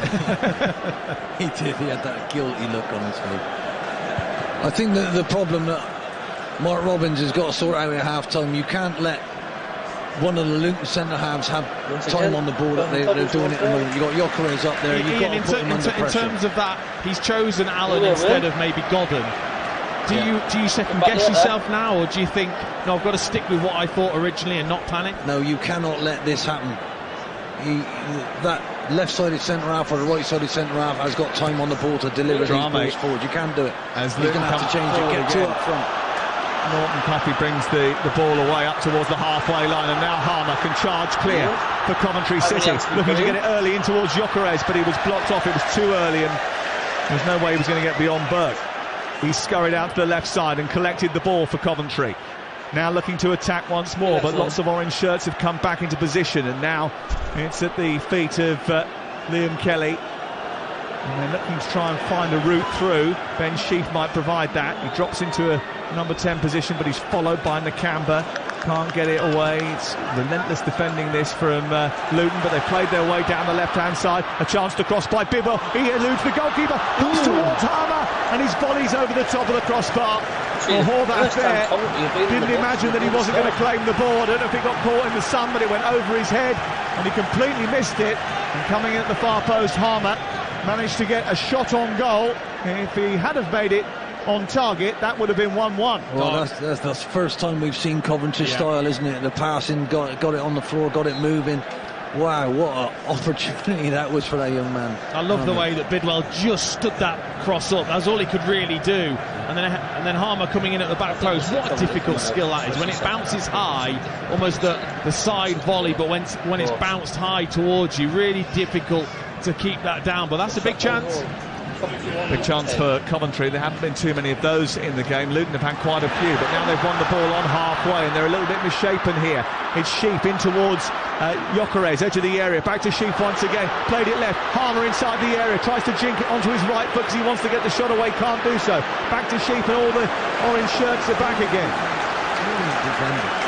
Here is Norton Cuffy, and it's intercepted over on that far side, and Doughty's speeding away, and it's 3-on-3, and Luton coming forward down the left-hand side. Carlton Morris has got it now. He plays it against McNally, and I think it came back off Morris and goes out for a goal kick away to our right-hand side. We've definitely got a contest here, haven't we? We certainly have. It's getting really interesting. I really wanted Coventry to show us what they've got, and they're starting to do that now. Wow, what a game. Brilliant defending, wasn't it, in the end there? In the end, but I just thought they were too slow. Far too. Once Harmer gets on the ball and jinks twice, and then Luton are back. You know, it's that moment where he's got to recognise either you shift it and you shoot, or you jink and then you've got to pass and release it. They let him off the hook, I thought, there. Yeah, there's a couple of times where they've just maybe gone that one touch too many, and as a result of it, Luton have been very good at getting back behind the ball when that has been the case. Stifled the attack. Here is Adebayo on halfway. Harmer goes across and tries to nudge it away from him, and it goes out on this near touchline away for a Coventry City throw. You don't see that very often either. The centre half is stride for stride with Gyökeres. He normally leaves people, doesn't he? So that, you know, they have fantastic athletic ability. But come on, Coventry, I'm really liking what I'm seeing from them at the moment. They look like they've settled down. Coventry have got good history at Wembley. They've won the EFL trophy here recently. They beat Exeter in a League Two playoff final in 2018, and fans with older memories will recall the FA Cup final of 1987. Keith Houchin, Dave Bennett, John Sillett, George Curtis, the Grizovic, who's here today, the big goalie, Brian Kilcline. You weren't born, were you, Dean? I know those names. Big Brian Kilcline, mate. You wouldn't want to argue with him. Even now. They went behind early in that game as well, if I remember rightly, to a Clive Allen goal, and they had to fight back and win the final as a result. Sam, that's very impressive, mate. 2 minutes on the clock, I think it was. It was his 49th goal of the season for Clive Allen that day. Here is Norton Cuffy playing the ball out towards the near side. Harmer trying to get on it, and because he didn't quite manage to find his pass, the referee, who had initially played the advantage, Michael Oliver, pulls it back for a free kick on the cusp of the centre circle. We've got 8 minutes of added time in this first half. A bit more of that needed. Ruin my toilet break at half-time now. A bit more of that needed, though. Norton Cuffy, excellent physical play, aggressive. You know, just kept going and trying to, and you've got to try and match Luton in a sense in that physical way. Harmer with the free kick, played towards the left. Doyle trying to come round the back, but Drame was equal to it. It's headed away and then back down the left-hand side for Sheaf, who guides it back to halfway. Harmer forward, Allen, quick steer into the centre, but didn't look up before he did that and ended up playing it straight to Rhys Burke. They're winning it back now in midfield at Coventry City. Harmer with a tackle which wasn't particularly friendly on Carlton Morris. The ball has spilt to the far side. The referees allowed it and said play on. And Luton look to build once again. 1-0 they lead, courtesy of Jordan Clark with his 4th goal of the season. We're into the 3rd of 8 minutes of added time as we look to see who will be going to the Premier League. Now Gyökeres there, drawing a foul from Osho. And it's a dangerous area with which to give away a free kick at the end of the first 45 minutes, Dean Ashton. It's the first time we've just seen a little bit of panic from a defender against Gyökeres. They're just coming into the game, Coventry, just finishing the half well, and he's definitely got a fistful of his shirt, Osho, but Gyökeres knows that, throws himself over. Sounds like I've been there. Ball swung in towards the near post. It's flicked into the air. It's kept alive by McNally. It drops for Sheaf inside the box. He tees it up towards the far side. Norton Cuffy doesn't release it immediately. He holds on to the ball on the right edge of the Luton penalty area. Coventry on the attack with Harmer. Into Norton Cuffy once again. Back to Harmer, who left-footed delivers the ball deep inside Luton territory. And then the goalkeeper, Horvath, ends up colliding with his centre-half. It's Burke coming in on this near side, who's already had to come on and replace Lockyer in this first 45 minutes. Do you know what? This isn't very nice, you know. One of the, I couldn't quite tell who it was. One of the Coventry players pushes the defender in towards the goalkeeper. I don't like that. It's not a nice thing to see. And then they collide because of it. And they want a bit of treatment for Ivan Horvath, who did have to come on at the end of the Championship playoff final last year after an injury for Bryce Samba. And yeah, there was just a little thrust from McFadzean on Burke, which meant that he tumbled into the goalkeeper. I'm not entirely sure that well, that could have been a lot worse. It's going to be as bad as maybe it looks initially. I think the Luton Town goalkeeper might also be quite pleased just to take a little bit of respite, because actually for the last sort of 7 or 8 minutes for the first time, Coventry have really come into the game. They've been excellent, and I mean the game has stretched a little bit. I think that does help Coventry. Hamer has got onto the ball, Gyökeres as well has just started to get into the game. You've got to be, Ray talked about it before the game, can you be brave in these big games? And it's almost like Coventry finally have thought, actually, we can't let this just continue where we're being bullied. We've got to be a little bit braver, a bit more progressive in our play, and it's just opened the game up. I think the biggest thing for me, Luton, their back three have got out and got out and got out, and they're playing so high, so, can they continue to do that? You give that Coventry midfield four some space, you're in trouble. Kimpanzu to pick the ball up inside Coventry territory, then nudged it out of play and away for a throw-in down in front of us away to our left. You're listening to the EFL Championship Playoff live on Talk Sport with Coventry trailing by 1-0 to Luton with Carling, the UK's #1 lager. 18 plus, please drink responsibly. After us, Alex Crook's got the boot room alongside Darren Ambrose and Adebayo Akinfenwa. He knows what it's like to be involved in the playoffs. And over from 7 o'clock on TalkSport 2, you can hear coverage of the undercard fights ahead of Lawrence Okoli versus Chris Billham-Smith from the Vitality Stadium in Bournemouth. The World Cruiserweight title, the WBO World Cruiserweight title, is up for grabs tonight. It's a fight you can hear live and exclusively on TalkSport tonight. Ball cleared by Horvath, flicked on by Burke on halfway, helped forward by Morris, who nudges it down towards Adebayo. It's then kicked long down the left, and then Osho is being chased by Gyökeres into the right fullback position. Kelly picks it up for Coventry inside Luton territory. There's a bit more about Coventry the longer the game has gone on. 51 on the clock, ball out on the right hand side, collected now by Norton Cuffy, who plays it against the fullback Doughton. It goes out for a throw-in in the right wing position as Coventry look at it, ready to launch another late attack in the game. We've played 51 minutes of this first half. Because of the injury to Lockyer, there is a sizable delay.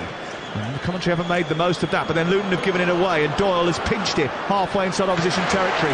Dordal on the ball, ended up giving it away to Marvellous Nakamba, who's on loan from Aston Villa, and the ball is then out of play over on the far side. What a great name, Marvellous Nakamba. It's not a great name, it's marvellous. What a marvellous name.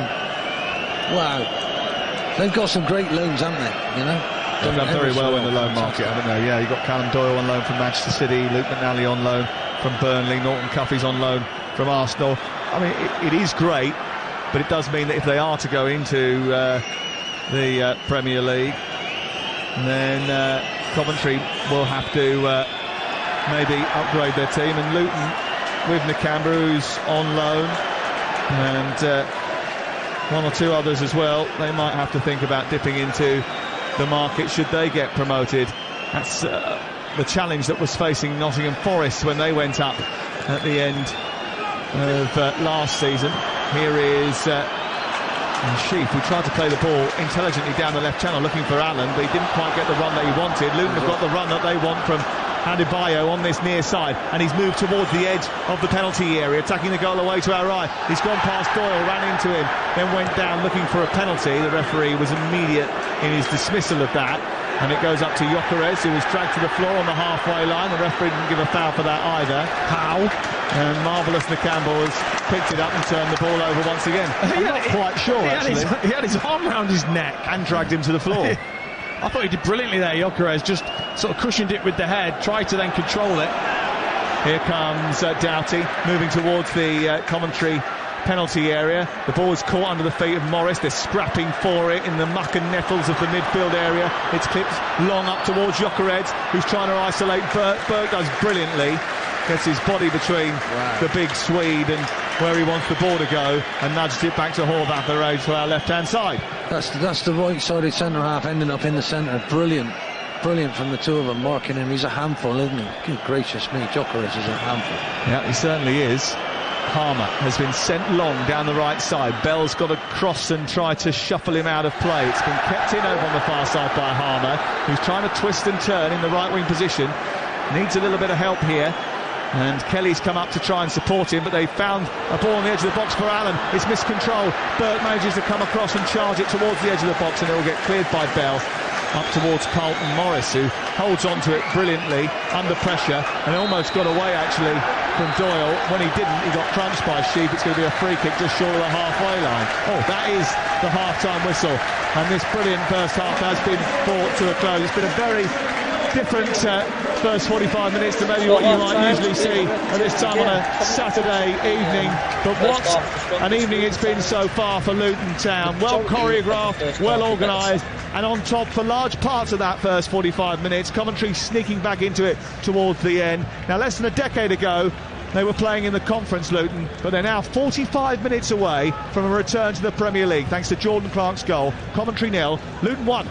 Wow, what a breathless first 45. Absolutely thrilling stuff on the Wembley turf. All started really with some bad news for Luton there. Talismanic captain Tom Lockyer stretchered off. I did notice he had some strapping. I thought he might have caught his studs in the turf. Let's just hope that he is okay in terms of long term, but he had to go off, and that's a big loss for any side. The skipper's gone. He scooped the awards at the Player of the Year night the other night for Luton, and all the players absolutely adore him. Their big man gone. How well they responded. Jordan Clark, I saw him play for Accrington 3 years ago, and I thought, you know what, he has got a chance to play at the higher level, and here he is. He scored the goal that at this moment in time may well take Luton Town to the Premier League. But Dean Ashton, what a clash of styles we're seeing, and for the first 40 minutes Coventry didn't even turn up. They didn't know how to handle Luton, did they? No, they didn't. They were well on top, Luton. They were so not just physical, intelligently physical in the way that they played. They utilised the two forwards who I thought were both outstanding early on, constantly winning the flicks, constantly then supporting each other. Then you can get the midfield players up once those players have got hold of it. The amount of times Adebayo, that ball goes up to him, he doesn't flick it on, he gets up, backs in and chests it down from such a long pass was outstanding, and they just didn't really have that answer. It took probably till the last 10 minutes for Coventry to find a way to get into the game. Indeed, and I've got to say Adebayo's work for the goal, Ian Holloway, was sensational out on the left-hand side. He has twisted and turned the Coventry defender. He doesn't know what day of the week it is, and then puts the ball into Clark, who finishes superbly. It's actually a brilliant Luton goal, isn't it? It is a fantastic Luton goal, and you know what annoys me is about it's not all short passes in this game. You know, I remember watching Liverpool a few years ago, and they played whatever ball was right, and when you got a centre forward who's got that skill, he doesn't get the credit for it. He really doesn't. He has got immense skill. Not only did he get there and hold the ball up, but he also then beat the fella and had enough nous to then roll the right pace on the pass back to his midfield player, who even bothered to get there. A lot of people wouldn't have gone because it looked like a lost cause. So fantastic.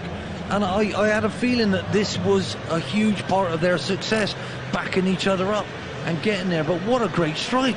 One touch, bang, top corner. What can you say about it? It's fantastic. Yeah. Keeper's out to go, and he's gone completely the wrong way, and it's ended up in the back of the net. So Luton lead 1-0.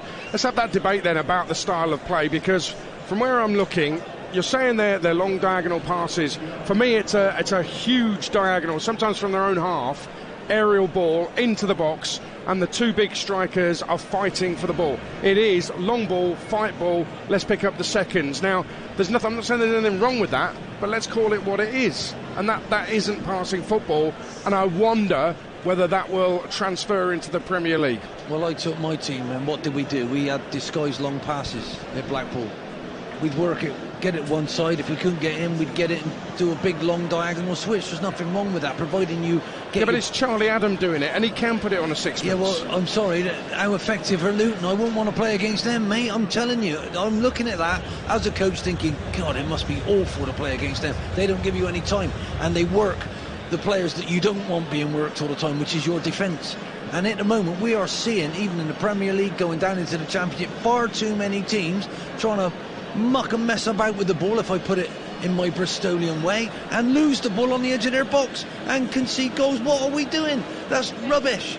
Do me a favour, put the ball where you need it, and as long as you can coach that and get bodies up behind it, you can win that second ball, and that's what it's about. And do you know what? Playing against it is almost impossible at times. I think as well, what you've got to give credit to as the forward players is that when that ball is played forward, and you talk about it being a fight ball, as a forward there, the odd time it's just wherever it hits you, but you watch, they're trying to head it into an area. There's almost an art to being able to be as physical as you are against a defender, and then glancing the header into the area that's needed, or glancing it to a mate, or nodding it down for a midfield player. Or popping it on your chest. How many times have they done that? There is an art to that. We've lost it over the years. It has become very different, the game. When I was playing, it was so much of that. It was up, glance, where's your centre forward, where's the midfield player. Now it doesn't look as pretty, but it can be very, very useful. And also, I just thought Luton was so good at recognising what the strengths are of Coventry. You can't let it go into Gyökeres's feet, you can't let him run in behind, and you can't let Harmer have as much time as he wants. And they just nullified that brilliantly just until the end. In the end, my centre-halves weren't allowed to hit those long balls. They stopped my players in midfield getting and hitting those long balls because they knew we were getting ready for that. We were overloading areas, and there's not enough said about how brilliant Luton are at overloading areas. He's conscious. That's what football's about. You know, you've got to find your way to do it. Mark Robbins, by the way, very quickly. I know they came into it at the end of the half, Coventry City, but Mark Robbins stomped down the tunnel at half-time, not happy. I don't know if we're going to see changes of personnel. I think we'll see a change in attitude, at least from Coventry. Well, I think he'll have recognised that Luton were to most of the second balls quicker. They were more physical, which you want from your side. So it's the basics of any game to earn the right to be able to play your way. There has to be winning your own duels, being first to a ball that's knocked down, being aggressive. Coventry weren't that early on. They were a little bit sort of caught in the occasion, very slow to get going. I think that's what will have really frustrated him. Well, it started with me when Luton were linked arms and stood there staring at me. It was a little bit like the All Blacks, wasn't it? It was a little bit intimidating when the cameras went to their face, as we could see it on our monitors here. Good gracious me, you know you're in it. Now is where Mark will earn his money. He's good enough to go, come on, and he'll find what they need to do in this second half. Brilliant first half here at Wembley, live on TalkSport. There's a special boot room at 7 tonight, straight after we're finished. Alex Crook joined by ex-pros Darren Ambrose and Bayo Akinfenwa, and they've got a very special guest on the show. The Newcastle manager Eddie Howe will be joining them, fresh from Newcastle making Champions League, and on the eve of their final game of the season tomorrow. Eddie Howe on the boot room from 7 tonight on TalkSport. Chelsea won the Women's Super League. We'll hear from Emma Hayes shortly. Bayern Munich in the last minute with a goal from Jamal Musiala won the Bundesliga title when Dortmund had it in their hand, and Saracens have won their 6th title at Twickenham in a thriller against Sale, which we brought you live on TalkSport 2. We will hear from Emma Hayes, the Chelsea manager, very shortly on TalkSport. But here at Wembley, Championship playoff final, Luton lead by 1-0 as it stands. They'll be in the Premier League next season. Let me ask you something. Toast or a bagel? Come on, toast or a bagel? Seriously, toast or a bagel? Come on, get on board. New York Bakery Co. bagels are generous, dense, chewy, and delicious. So enough already. Here's to our bagel, the toast of New York. And remember, it's New York or nothing. Hear that? That's the sound of BP Me Rewards members earning points when they shop at BP. Points to spend on a mouth-watering something in-store or to put towards fuel. Register with BP Me Rewards and get a welcome bonus of 1,000 points worth a tasty £5. From sweet treats and hot meals to mid-journey snacks, we've got it all. Simply download the BP Me app to get started. BP, here for all of life's journeys. Offer ends 29th of May 2023. T's and C's apply. See full conditions at bpmerewards.co.uk. EFL Live on TalkSport with Carling, the UK's #1 lager. 18 plus, please drink responsibly. Want round-the-clock free football news? Get the TalkSport Edge. Live scores and big-name interviews? Get the TalkSport Edge. From transfer fees to injuries? Get the TalkSport Edge. There's even live text commentaries. It's all on TalkSport Edge. TalkSport Edge is the free football fan app that keeps you a giant step ahead of your mates. Get the ultimate edge on everything football, first, fast, and for free. TalkSport Edge. Download it from the App Store now. iOS 13 and above only. Terms and conditions apply. 18 plus. Gambleware.org. Discover the shirts GQ called Perfection at Untuck It. Untuck It shirts were designed to be worn untucked. They have that just right length and more than 50 fits for guys of all shapes and sizes. Today, there are Untuck It stores across America, and now we're open in the UK. Visit us at Westfield, London, or online at untuckit.co.uk. Untuck It. Shirts designed to be worn untucked. Frank's fence is frankly embarrassing. He's trying to sell his house, but his fence is an abomination. If only he knew about Ronseal Fence Life Plus. It does exactly what it says on the tin. It lasts up to 5 years. Take note, new phone. Goes on smooth, rough or damp wood, and it's rainproof in 1 hour. Perfect for the British weather. But he'll keep putting the fence off, all because he expects things in life to let him down. Anti-kink hose pipes, MOTs, umbrellas. Sir Frank, just remember, we won't let you down. Ronseal does exactly what it says on the tin. I've just sold the car, and it only took me 30 seconds to get a quote from We Buy Any Car. You know what that means? 40 litre one and not the 15. I've been there all day. Yeah, so just pause the stream in a minute because they've got adverts on and we can't have the music playing for copyright, so you'll be back as soon as we can.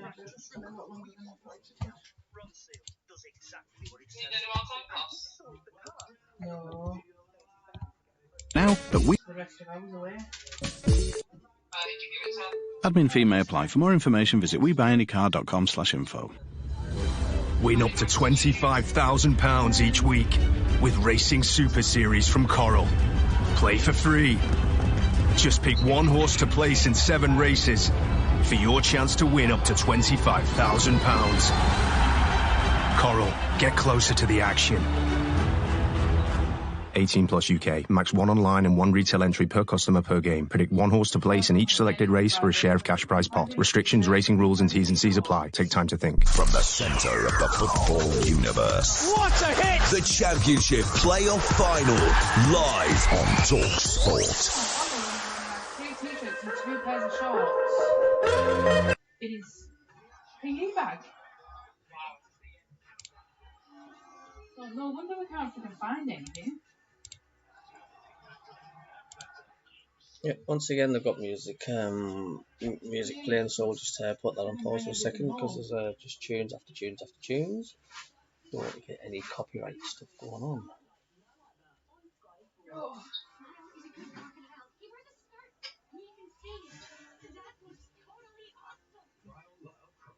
Oh dear. You know what I haven't done yet? I've got to say. 20 foot.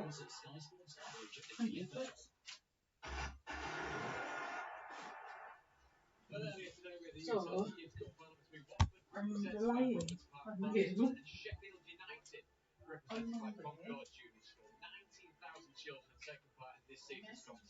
So a huge congratulations to both of our primary school free crown, the Utility Kids Cup final winners for the championship. Well, TalkSport certainly is your home of boxing. Fight Night Live tonight. Lawrence Okoli against Chris Billham. Smith Adam Catra will be in Bournemouth hosting our coverage of that for the WBO Cruiserweight Championship. And that is from 9 on TalkSport. The undercard from 7 on TalkSport 2 this evening.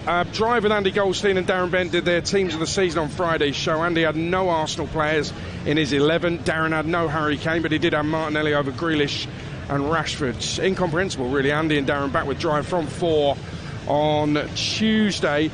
Final day of the Premier League season covered properly on TalkSport. That's from 2 o'clock tomorrow afternoon. I'll be heading to Everton's game against Bournemouth. Could be crucial, will be crucial. Whatever happens, a win and they are safe, and they'll send Leeds and Leicester down. Anything else, and one of the other two could well be surviving. Big day in the WSL. It was the final day of the season. Chelsea went to Reading. Defeat for Reading meant they were down. Chelsea needed a win to secure the WSL title, and they got it. 3-0 it finished. Sam Kerr scored twice, Guru Wrighton got the other, and winning the title means that Chelsea boss Emma Hayes has now won 6 WSL championships and 5 League and Cup doubles. Incredible. She spoke afterwards to TalkSport's Charlotte Richardson. Emma, it was a record-breaking points tally. Year after year winning the English Women's Super League. It's dominance, but it's those fine margins and those fine details. What would you pinpoint the success that's got you over the line this season to that record-breaking points tally? I don't know if there is a single answer to it, but I believe in squad and I believe in every player being prepared. I think there are just so many different matches and we have to play so many more matches with even more of our players being internationals. And coming back after international camps can be very, very difficult, but having such, I think, variety of players and depth has given us the chance to keep winning, sometimes when there's a massive games accumulation. But character, it's the character of the humans, of the people in the dressing room that has put us in this place. And I said it to them at the end, I know they can hate me, some of them, throughout the year because they don't get to play and they want to cut my head. But as I said to them, I'm a human being and I have to make the tough decision to pick a team, and it's so hard because every single one of them is good enough to start. And because you're Chelsea, there are parts of the season where you do make it look easy, but it hasn't been. It's easy to forget that on a personal level for you this year, there's been challenges and obstacles. Does that amplify the sense of pride when you get to enjoy this amazing afternoon? Listen, I don't even think I fully recovered from his threat to me. I came back to work within 7 weeks and I'm still numb in certain areas of my body because I haven't had the chance to heal.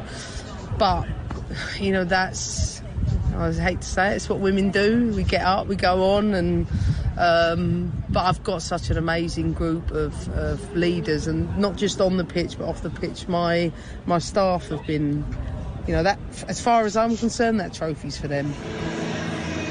Well, big congratulations to Emma Hayes and Chelsea, champions of the WSL. Yet again, they seem to be unstoppable, but Man United are getting better. Let's see what they do next season. Spurs and Villa made big signings, maybe add to those over the close season as well. The results from the WSL: Arsenal 0, Villa 2, Brighton 0, Leicester 1, Liverpool 0, Man United 1, Man City 3, Everton 2, Reading 0, Chelsea 3, Chelsea champions and Reading relegated, West Ham 2, Spurs 2. Red Bulls, Max Verstappen on pole from Aston Martin's, Fernando Alonso from Monaco. Tomorrow Bayern Munich won an 11th consecutive Bundesliga as Dortmund did an Arsenal, and Celtic beat Aberdeen 5-0 in the Scottish Championship. Hearts and Hibs drew 1 apiece. Hearts with 10 men finished 4th. It means if Inverness, Caledonia and Thistle win the Scottish Cup next week, Hibs will not be in Europe. Here at Wembley, it's been a brilliant first half. Let's see if the second half can match it.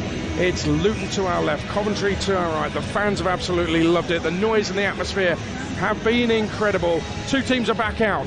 Luton lead by a goal to 0. Second half, live on TalkSport with Ian Holloway, Dean Ashton, and first, Sam Matface. Yep, and they've had a change at the start of the second half. Coventry City, Jamie Allen's come off and on has come Matt Godden. More details on that after we've got an update on the health of Tom Lockyer from Dan Windle. Reports out of the Luton dressing room in the last few minutes, Sam. Tom Lockyer awake, conscious and on his way to hospital after collapsing during the first half here at Wembley. Will we get more on his status? We'll bring it to you here on TalkSport. Well, our best wishes to him, and we'll keep you updated and abreast of that story. He went down in the first 10 minutes of the match with no one around him, and as a result of that was immediately substituted and had to be stretchered off. There was a lengthy delay, and there were concerns for him. A yellow card in the first few seconds of the second 45 goes for a Coventry City defender, and it's going to be a free kick to Luton really early in the start of this second 45. We'll talk to the 2 gentlemen to my left in just a second about Matt Godden's arrival. He has got a terrific shot conversion record this season for Coventry City, and they were lacking a little bit of punch up front in that first 45 minutes. I'll go through the 2 lineups for you in just a second, but first of all, let's get this free kick out of the way with Doughty placing the ball down. Orange shirt, navy shorts, orange, navy and white socks, attacking the goal away to our left. Luton, they swing the ball in towards the middle of the penalty area. It's headed away by McNally, comes out as far as Nakamba, who nudges it in towards the edge of the penalty area. Harmer tries to get it further clear, and then Kelly clears it up towards Gyökeres, who's going to try and hold on to it on the halfway line. So the 2 teams Coventry with Wilson in goal, McNally, McFadden and Doyle, the back three. The wing-backs, Norton, Cuffy and Bidwell, Kelly, Sheaf and Harmer in midfield, with Gyökeres now joined with Matt Godden up top. And he's the target of a ball played forward by Kelly, doesn't quite reach him. Luton have got Horvath in goal, Osho, Burke and Bell as the back three. And here comes Carlton Morris over the top of the defence into the left channel, stands it up, gets it back to Adebayo, who's being pressured from behind by Kelly, who just managed to put him off, but he was offside anyway. So the Luton lineup: Horvath in goal, Osho, Burke and Bell, Drame, Ruddock and Panzu, Nakamba, Clark and Doughty, Adebayo and Morris up top. Let's get the thoughts of Ian Holloway. What do you think that change does to Coventry City? Well, it stops the service to the centre forwards of Luton, and I think that was a big thing. Maybe Mark will look at there was a little bit of a casual back pass there, played by Bell towards his goalkeeper, and as Horvath tried to get it onto his left foot to clear, he was shut down by Harmer. Almost a dangerous spillage. Yeah, that's also to attack with it, but it's also to stop the biggest problem that they had was the opposite centre half was smacking it on a big diagonal. So now you leave the middle one with it, they can't hit that pass. So now I'm expecting Coventry to show us what they can do. Norton Cuffy trying to bring the ball out on this right-hand side, and the chase is on. Doughty immediately puts the squeeze on, but they get the ball clear. It's up towards Harmer halfway. Sheep takes over now, runs down the right side, nudges it on to Godden. Godden moves towards the edge of the penalty area, plays it back to Sheep. There's a bit of space here for Kelly. Out wide is Doyle. Doyle gets hold of it now in the left wing position for Coventry, coming forward away to our right, shooting towards their fans behind the goal. That Horvath is defending. It's swung in by Doyle, takes a deflection, goes behind, and it's a corner, an early corner at the start of the second half for Coventry City. Dean Ashton? I think as well, someone who'll be delighted is Gyökeres. I think it just takes the pressure off him playing against three of the centre-backs on his own. Godden up there with him. He'll now, put that little bit of doubt in the three centre-backs' minds, who's picking up who. Also Harmer as well now, maybe that little freer role as a 10. Here is the corner, whipped in towards the near post. It's not a great delivery. Godden helps it on. It runs loose inside the box and goes out eventually for a goal kick after I think it was Kelly put a bit of pressure on. It goes behind anyway, and it's away for a goal kick. The bad news is for Coventry City that they are one of only two teams in the Championship this season who failed to win after conceding the first goal. That statistic, when it's in the back of your mind, does it affect you, or do you not really know things like that when you're on the pitch? You don't normally think of things like that, but they're showing me an awful lot of character, and I'm not worried about that. This could be a great first time to do it, wouldn't it? And the ball's just spilt towards the edge of the 6-yard box after a collision involving the goalkeeper Horvath and Gyökeres. He managed to clear it, Luton Town, but Coventry have come forward again. Sheaf moving towards the midpoint of the Luton half. It's played out wide towards the right-hand side. Collected now by Sheaf, who played it too far in front of Norton Cuffy, and it goes away for a... Don't on this near side. Keep encouraging each other. These things happen. Luton Town have made a statement in the last few minutes when they say that we are able to report that after collapsing on the pitch, Tom Lockyer has been taken to hospital for further tests. He's responsive and talking to his family, who are with him. We are with you, Locks. Does seem quite a worrying incident, doesn't it? It didn't look good, did it? And we really wish him well. I mean, you could tell by Mark Robbins' demeanour that he was going to give them a rocket at half-time. It's as simple as that. They've come out, the intensity's totally different. Coventry on the attack again. The ball drops inside the Luton half of the field. Sheaf it is who clips it down the right side. Norton Cuffy tries to get in behind Bell. Bell allows it to go out of play, and it's away for a goal kick away to our right. The whole pitch now in shade as it's later on in the evening here. It's absolutely jam-packed. 36,000 Coventry supporters, and Luton Town on the other end selling both their allocations out for this playoff final. There were special events planned all over Coventry. The Sky Blue Tavern did breakfast for those travelling to the game this morning. For those that get to the game, they have it on. Dillon's Brewery next to the stadium was giving away a free can of Sky Blue Army Lager to 500 lucky customers. I thought it was going to be party time in Coventry today. As of yet, there hasn't been too much to shout about for their team. 51 on the clock. They win a foul on this near side. Doughty commits that foul. And it goes back to McInally, who was booked in the first action of this second half. It goes down into the right wing position, but Bell gets across and stops Harmer from getting on the ball. He's under a bit of pressure from Harmer.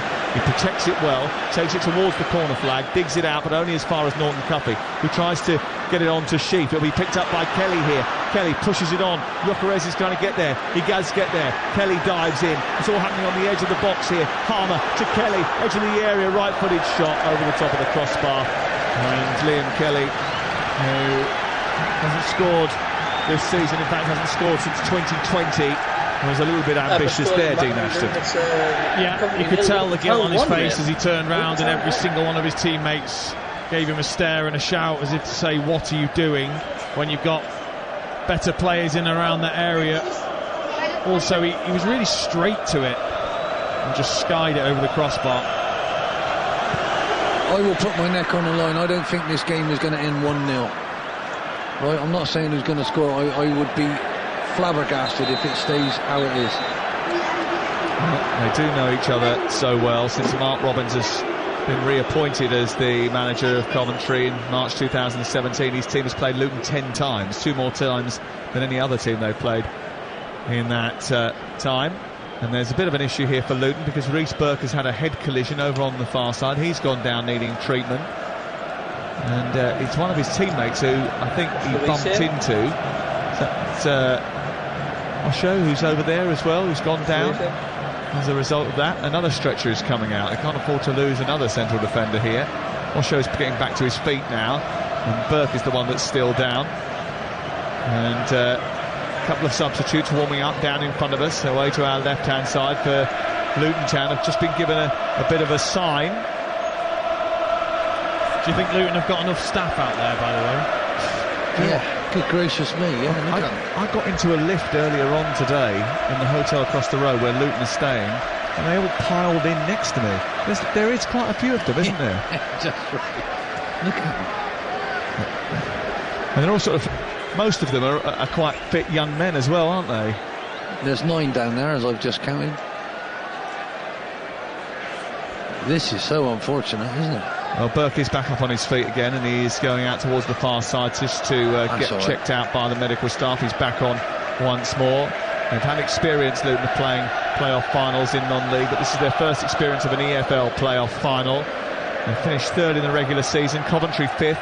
The side finishing 3rd has failed to win promotion in 5 of the last 8 Championship playoff finals they've competed in. The others are Norwich, Fulham and Brentford. Here is Jokeres up towards the edge of the area. Couldn't quite squeeze it to Godden. It's half cleared. And then won by Peli Rodocampanzu. Then they gave it back to Coventry deep inside their own half. And Luton at the moment can't get outside their own half of the field. Good work by Jokeres to get to the edge of the penalty area. Across comes Osho and manages to clear. And Luton just trying to get it away. They've just slightly changed how they're operating, Coventry City, at the latter part of the first half. At the beginning of this second 45, they've grown into the match, and they are now pushing forward with Harmer over the halfway, right of the centre circle, onto Norton Cuffy, who gets into a right wing position. He's crosses low and in towards the near post, doesn't quite reach Godden, and the ball's smuggled out by the Luton defence, and Godden runs over in towards the first sort of few areas of the stadium where the fans are populated, and starts screaming at the supporters to get behind their team as they go late into the game. We have got a serious game on our hands here, chaps. Corner to be taken on this near side, and it's whipped in by Bidwell deep towards the far post, and Ali was coming in underneath it, didn't get a clean header on the ball, and it goes behind and away for a goal kick. But that was a delicious delivery, and there haven't been too many of those from Coventry actually, Dean. When they've been in set piece positions, they've wasted those. Yeah, that was a decent delivery, and it was just unfortunate actually for McNally that there was a tiny touch from, I don't know whether it was a defender or his own teammate. Jean might have just touched it. It was the defender, just got a glance, and it then just pinged off the top of his head, and the chance was gone. But it's been such a better start to this half anyway for Coventry. Good management. He saw what was wrong and changed it. Well, He's often referred to as the man that saved Fergie's job at United, with a goal against Nottingham Forest that stopped another trophy this season for the great man early in his reign. And he's much more than that. Maybe not always the most charismatic in front of camera, Mark Robins, but a thoughtful, clever manager, very clear with his instructions, direct with his players. He knows what it's like to play here. He came off the bench in the 1990 FA Cup final replay, which they won. Won a playoff final here as a playoff player with Leicester City. And now on the verge of doing something special with Coventry City if they can claw back this deficit and make a real contest of this tie. He's just signed a new 4-year contract as well, 2027, which was a good sort of show of the faith that the new executive chairman, Doug King, has in him. And boy, should they have faith in him after what he's done for them across 2 spells. Ball sent long down the left-hand side by Coventry, won by Burke, picked up by Kelly, given back to Burke, who's just over halfway for Luton Town, on the right side by the touchline. He scoops it forward, Adebayo making a nuisance of himself. Kicked and cleared away, up towards halfway. Helped on that left-hand side, doesn't quite find Gyökeres, and then Harmer trying to win it. It goes all the way back to the goalkeeper, Horvath, who kicks clear high into the evening sky. A flick on by McFadzean, goes through to Doyle, but it's very quick to get back to a Luton body. And here's Rubber Kumpanzu trying to play it through the legs of Sheaf, maybe a little bit too ambitious, but he was looking for Jordan Clark, who was just left of centre. And now Coventry have got it back again. Up to halfway they go. Harmer moves forward. He immediately tries to release the ball down the right channel, but he never got that right, did he? No, he saw the run of Gyökeres, great run again, and just take your time. You're playing well. Get back in it. It's just the occasion again, and he's trying to rush it. Great run, wrong timing. Desperation. If you were Luton manager, would you be thinking about making changes? Not at the moment, no. I just encourage him to do what we did in the first half, give him less time. Rob Edwards just screaming at his team down in front of us, trying to dish out a few instructions. But the problem is Luton can't get out like they did in the first half and put you under the pressure that they wanted you to. They're trapped in. So this is a game of chess now. It's wonderful. Can't wait to see. We haven't seen one of those diagonals in this second half, which you talked about with me at half-time, Ian, in terms of stopping that. But also, I don't know whether it's Osho and Burke have swapped. So Burke was in the middle in that first half, and Osho's gone through the middle now. So I think maybe that's that protection, that added bit of pace right through the middle. Now there's 2 of them. Yeah, Osho's started off the game as the right centre-half, has gone into become the centre of the 3 at the back, and they've won another set-piece, Luton, this time on the near side, midway inside Coventry territory, and a chance really for the first time in this second half of the game to try and construct something with Doughty on this near touchline. Alfie Doughty, who's got great delivery, scored at the Stadium of Light in March, but he is a provider more than anything else. 6 assists in the Championship season this campaign, places the ball down. He's got 4 or 5 to aim at. It's deep towards the far post. Morris is underneath it, heads it down, hits the defender and goes away, but there was a pull on the shirt on the way through, so it's going to be a free kick just inside the 6-yard box. Decent delivery. It's funny, you're really up against it. You're down on points if this was a boxing match, you're down on points if you're Coventry, and you're also against a big puncher, because they're brilliant at set pieces, aren't they? But they dealt with that quite well. I think that they look calm, though. I think the instructions that were given at half-time, Coventry, has given them a bit of clarity, I think, in the way that they're going to play this second half with that intensity. And ultimately, if you know, when you've got to get back into the game, you are maybe going to take a risk at the back. But I think it's the only way of getting your best players into this game for Coventry. Yeah, I think having that tough game against Middlesbrough and finishing with the 1 up front and doing so well, it hasn't really helped him in this game. But he's sussed it. Anything can happen. We still, what it's like, the tug of war. Can they get, if they can get an equaliser, wow, what a game we'll have on our hands. I don't want them to, obviously, I'm totally impartial, but I'm only trying to, if you're not here, I'm trying to describe it, and it's on a knife edge right now. Well, the Championship playoff final has given us some terrific games and seismic moments over the course of the years.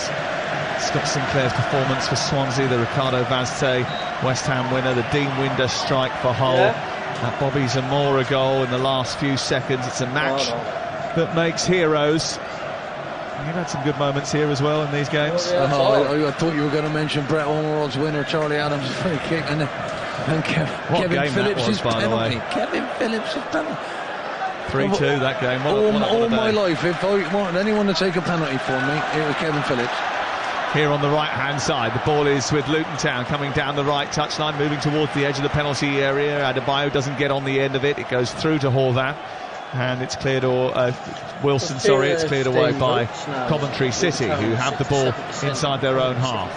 And Kelly finds Sheep, and he moves over the halfway line into opposition territory, being marshalled by Radokin Panzu. Still Coventry on the ball, ticking over, trying to find a way through this tightly packed Luton defence. They've defended so well in the game so far, Luton Town.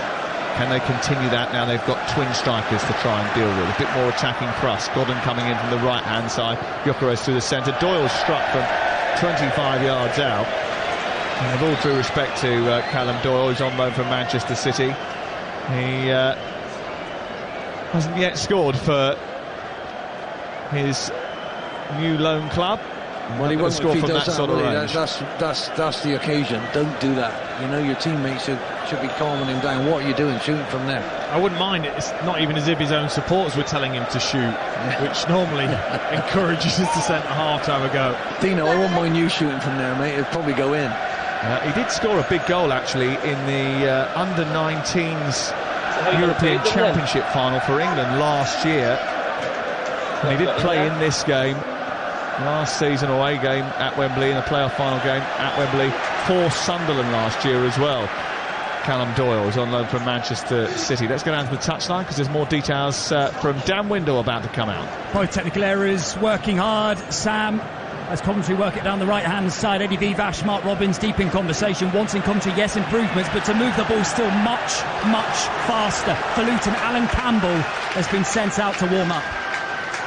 The ball is with the Luton Town in the left full-back position. They're quite happy to try and take as much time over these restarts as possible now. Luton Town, as they look to wind the clock down. 64 on the clock. There's still a way to go in this playoff final. Luton unbeaten in their last 9 meetings with Coventry in all competitions.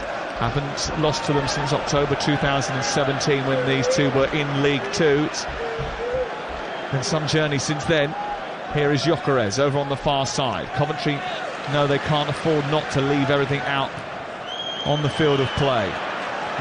They've just lost the ball, and it's a good tackle by Radokin Panzu, and he's found Wilson, and then Clark has got it. He's gone over halfway. They're on the counter now. Wilson has to readjust his position as Morris goes down the right side and moves towards the edge of the box, produces a cross, it takes a deflection and goes behind and away for a corner to Luton Town. That was a quick, sharp counter-attack. Morris down that right-hand side, into Clark, back to Morris, and Morris threatened to attack the Wilson goal away to our left-hand side, and he's generated a corner. Clark's been outstanding, hasn't he? What a fantastic player. Great attack.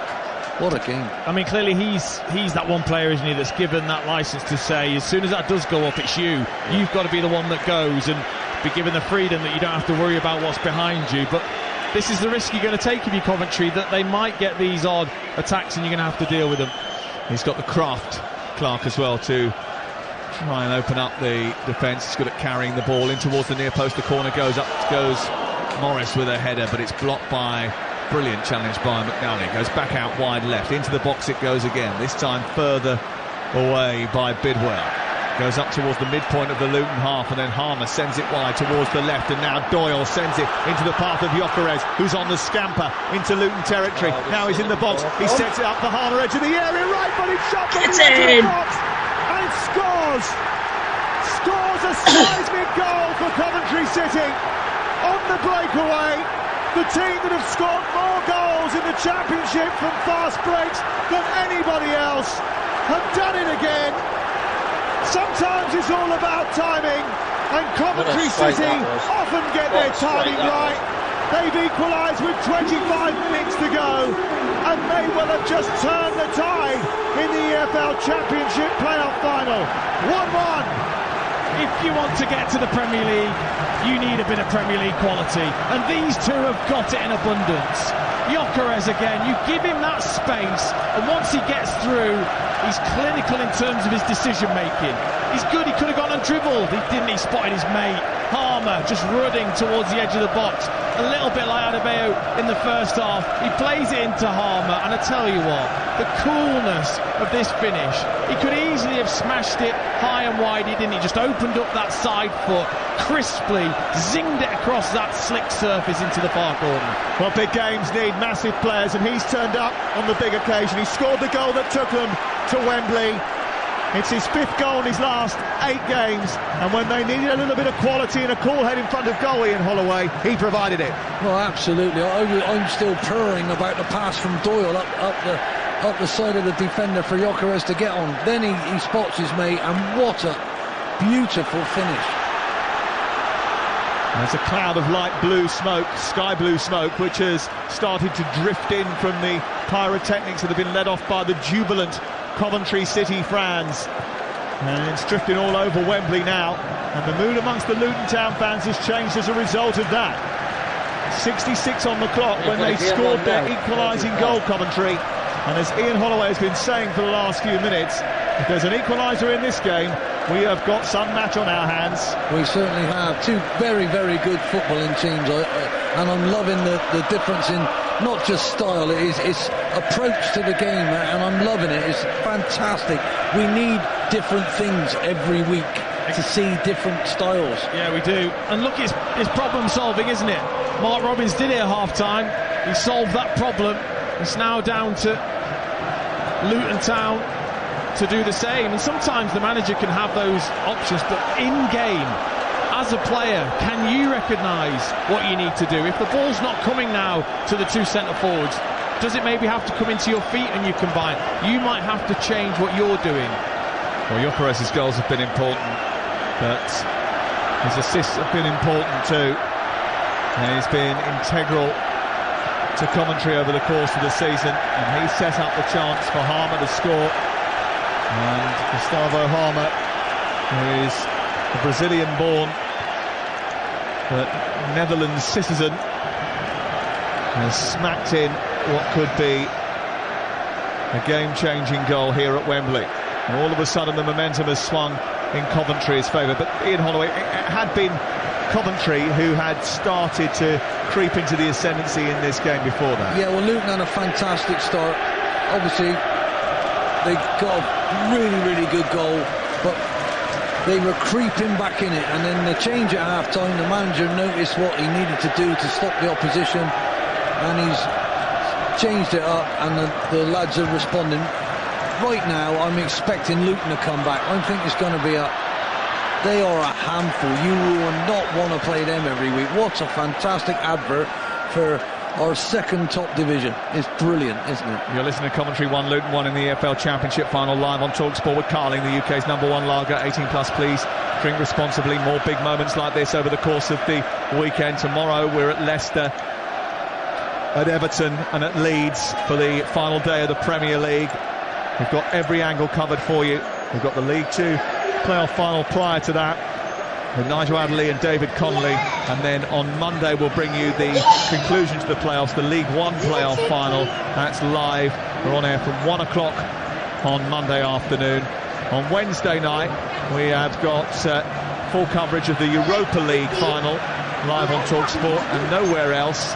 Sevilla against Roma, and then the weekend the FA Cup final is live on TalkSport. All the football all the time, you know, it makes sense. Here is Gyökeres trying to chase down a ball forward by McFadzean, stopped by Bell, who then left it for Osho. He sends it square, collected by Burke, and then back into Osho once again.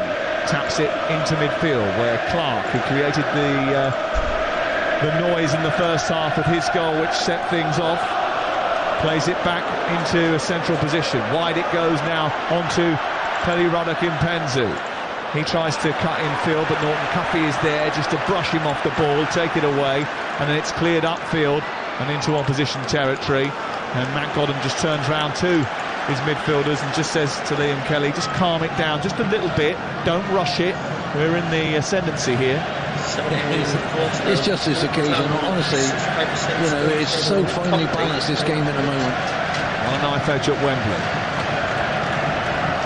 Luton going ahead, pegged back by Coventry City, who haven't come back to win a game over the course of the season from a deficit, but have come back to draw quite a few matches from deficits in the Championship season. Here's Godden down the right-hand side, tussling with Osho, commits a foul on the right side of the area, and then Godden, who's almost acting like the cheerleader, the conductor of the orchestra behind the goal, gets back to his feet and once again waves more support from the Coventry City support behind the goal away to our right-hand side. Now it's important, Dean Ashton, that after a couple of times not getting the delivery right, they get this one spot on. Of course, give your attacking players a chance, but brilliant work from Godden.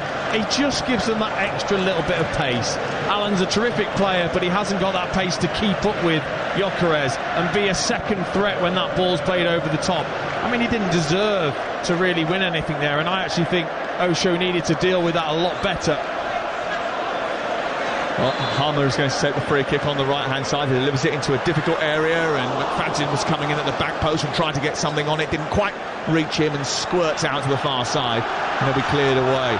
And there's an opportunity to get the ball forward long here up to Clark, but they didn't play it, and as a result of that, the ball forward was cut out by Gyökeres, and now it's deep inside Luton territory once again. It's played back in field to Gyökeres. Coventry coming forward, slid into the box, a step over, he comes towards the edge of the penalty spot, and Godden swiveled and hit it and elevated over the top of the crossbar. The step over from Ben Sheaf was delicious, the ball into him was even better, and Godden, who turned and tried to fire that ball into the top corner of the net, was oh so close. Ian Holloway. Yeah, it's weird how it's turned around a little bit, but they've got the momentum at the minute, Coventry, and this is the time where sort of Lockyer would be really badly missed, you know. If I was Rob, I'd be thinking about what I can do to try and change this, because, you know, the momentum's definitely with Coventry. What a chance. Oh, I mean, you could see Godden knew that was a big chance for him, because it initially was meant for the midfield runner. It then eventually came to him. Lovely first touch, and he just wanted to sort of touch it with the right and then shift and strike with the left. It was a little bit snatchy, a tiny bit snatchy, which just meant he lifted it over the top of the crossbar. That doesn't look particularly comfortable for Gustavo Harmer, who's taken a whack in the centre circle. Immediately the medical staff called on. Just like he suffered a kick as two players collided. We're going to take another drinks break. I mean, Matt Godden, he scored against Luton earlier in the season at the CBS Arena back in February. He's ex-Posh, he's been at Coventry for 4 years now. His goal-scoring record is pretty handy, really. And he has playoff experience. He lost the Conference South playoff final on penalties with Ebbsfleet. He scored his penalty, you would expect him to. And I think he will look back at that chance and think he probably should have scored there. Yes, I think that's that eagerness just to get that strike away, full concentration on what was a decent chance. But if they just keep producing these opportunities we're still waiting for Gyökeres, aren't we? You expect Gyökeres to get a chance in this game. Well, I'm feeling for Rob at the moment, because Rob would have gone in there, Rob Edwards at half-time, the Luton manager, and actually said, look, keep doing what we're doing, lads. And he didn't anticipate that they would have changed to this and be pinned back like this. So, you know, he's just had a little meeting with his lads through this injury, and that might help them settle down again. Let's get an insight into that meeting, which was happening on the cusp of the technical area, because Dan Windle was earwigging. Exactly what Ollie said there, Sam. There's been a level of concern in the Luton technical area since Coventry have gone 2-up with Godden and Gyökeres, and the improvements of Coventry. Edwards and his staff struggling to get messages heard, to get messages across to their defensive unit in the Canberra, sitting in front of that back four. It is 1-1, and I've got to say, to my right, lads, the Coventry fans have not stopped. Yeah, they were brilliant away at the Riverside Stadium. They're waving their flags, their sky blue flags. It's a sea of sky blue away to our right-hand side, all tightly packed into this magnificent bowl of a stadium. And they went behind early in the game, and they've fought their way back into it, and it's level pegging now, one apiece, but certainly they look to be in control of it. Luton, though, have been the comeback kings. They've managed to take 13 points from losing positions, but they've also been the team that have dropped more points from winning positions than any other in the Championship this season, 27. And I think Coventry are going to think about making a change very shortly. They're just sitting someone out to warm up. Is that Fankati Darbo who's coming out to warm up down in front of us? I noticed that Casey Palmer was on the bench today as well, which is good to see because he's been out since February with a hamstring injury. I don't know how fit he is, but I think they just wanted him to be in and around the thick of the action should Coventry get themselves over the line. And also, he's a big player. Yeah, this is a big moment in the game that, you know, if I was a Coventry fan, I'd be very worried about Palmer walking off there, you know? Yeah, well, he's just come off towards the near side having had treatment. I think he's going to come back on the goal scorer. He is. He doesn't look particularly comfortable, but we'll see how that develops. Luton Town lost their captain early on, Tom Lockyer, who's had to go to hospital after collapsing on the field of play. There's no more information available on his condition. And Luton have released a statement saying that he is conscious, talking to his family who are around him in the hospital at this moment in time. And as soon as there's an update on his condition, we'll bring it to you here on TalkSport. Ball floated forward by Luton's Amari Bell towards the far post. Bell finds Morris, who nudges it back into the right wing position. It's a cross that comes in from Drame. It's cleared brilliantly by Ben Sheaf. And then out towards the far side, and now Maurice Burke's got it on the halfway line. TalkSport live at the Championship playoff final. Alex Crook and the Boot Room boys, Andy Fenwa and Darren Ambrose joining him for a reaction to this a little bit later on. And who will they be talking about? Drama in towards the edge of the penalty area, straight down the throat of Ben Wilson. He was aiming for Adebayo. It's a crossfield ball from the right hand side, and Drame almost finding Adebayo, 6'4" tall, rose inside the box, but the goalkeeper Ben Wilson came out and claimed it's still 1-1. A little conversation with Rob and his team, and then you've seen 3 diagonals, and they look dangerous again. It's amazing. Really is amazing. Sometimes you're playing out there, you don't realise what you need to do. Your manager reminds you, and here you go. And what a game! I'm really worried about Hamer here. He's not going to be able to continue. I think he take a risk here, Dean, on Casey Palmer coming on. Yeah, I mean, look, he rolled his ankle, Palmer, in aerial challenges. He landed badly. I thought he did well to even come back on, and they're going to have to make a change, which is a big blow, to be honest, for Coventry, and that might swing things again. But Ollie's right in terms of maybe they've just realised, well, where is our spare player now? And maybe it might be Dramere, maybe it might be Burke now, and the opposite diagonal, finding that spare player that can play that diagonal again and continue the way you want to play. Well, they are going to make that change. Casey Palmer, who has experience of playoff finals before. He was promoted at Huddersfield here in 2017, widely regarded as the worst ever game of football in the history of man. That's harsh. It's not harsh. It's actually quite generous. It was awful. Listen, I love the playoffs, but that game I'd like to erase from my memory. Casey Palmer coming on, and he hasn't played since February the 25th at Jamaican International, and he is going to enter the field of play at just the right time for Coventry City. Palmer off, the goal scorer. Fankati Darbo just trying to console him down in front of us, and doing a good job of doing so. Darbo's still warming up down in front of us, looking to get ready for maybe coming on to make an impact himself. Ball put out of play by Clark, and it's a Coventry City throw. We've got 10 nervous minutes to come. I think everybody now inside the stadium knows that any change in the scoreline at this stage, and all of a sudden the feeling will change dramatically. Any mistake now could be disastrous. Any moment of genius could be decisive. And the playoffs usually switch late on in the games. There's usually one more big moment of drama. Palmer gets the first touch of the ball, plays it wide to the left, and it's Gyökeres. Lovely little jink to go infield. He's blocked by Maurice Burke, who's done well since coming on for the stricken Tom Lockyer. Goes up towards the middle of the halfway line, and then it's nudged behind, and it's out for a throw-in, which is given to Coventry City. Toss back in towards Gyökeres. Palmer charges forward. Didn't have the ability to get beyond the Camber, but managed to find Godden. It goes out wide towards the left. Bidwell plays it infield. Palmer takes it on. He needs a bit of support. He's gone wide, and now he's threatening to take on Mpanzu, and he produces a cross which is quite decent actually into the penalty area. No one attacked it, Dean Ashton. They were just stood watching. There was no real anticipation there. Norton Cuffy, I thought that's where everything slows down. You as the other-sided wing-back, you can come on the blind side there, try and get in right at that back post, make an arcing run towards that back stick. Instead, he just kind of stood and watched it. It's a beautiful cross as well from Palmer, who's just come on. Ball goes back to Jordan Clark on this near side.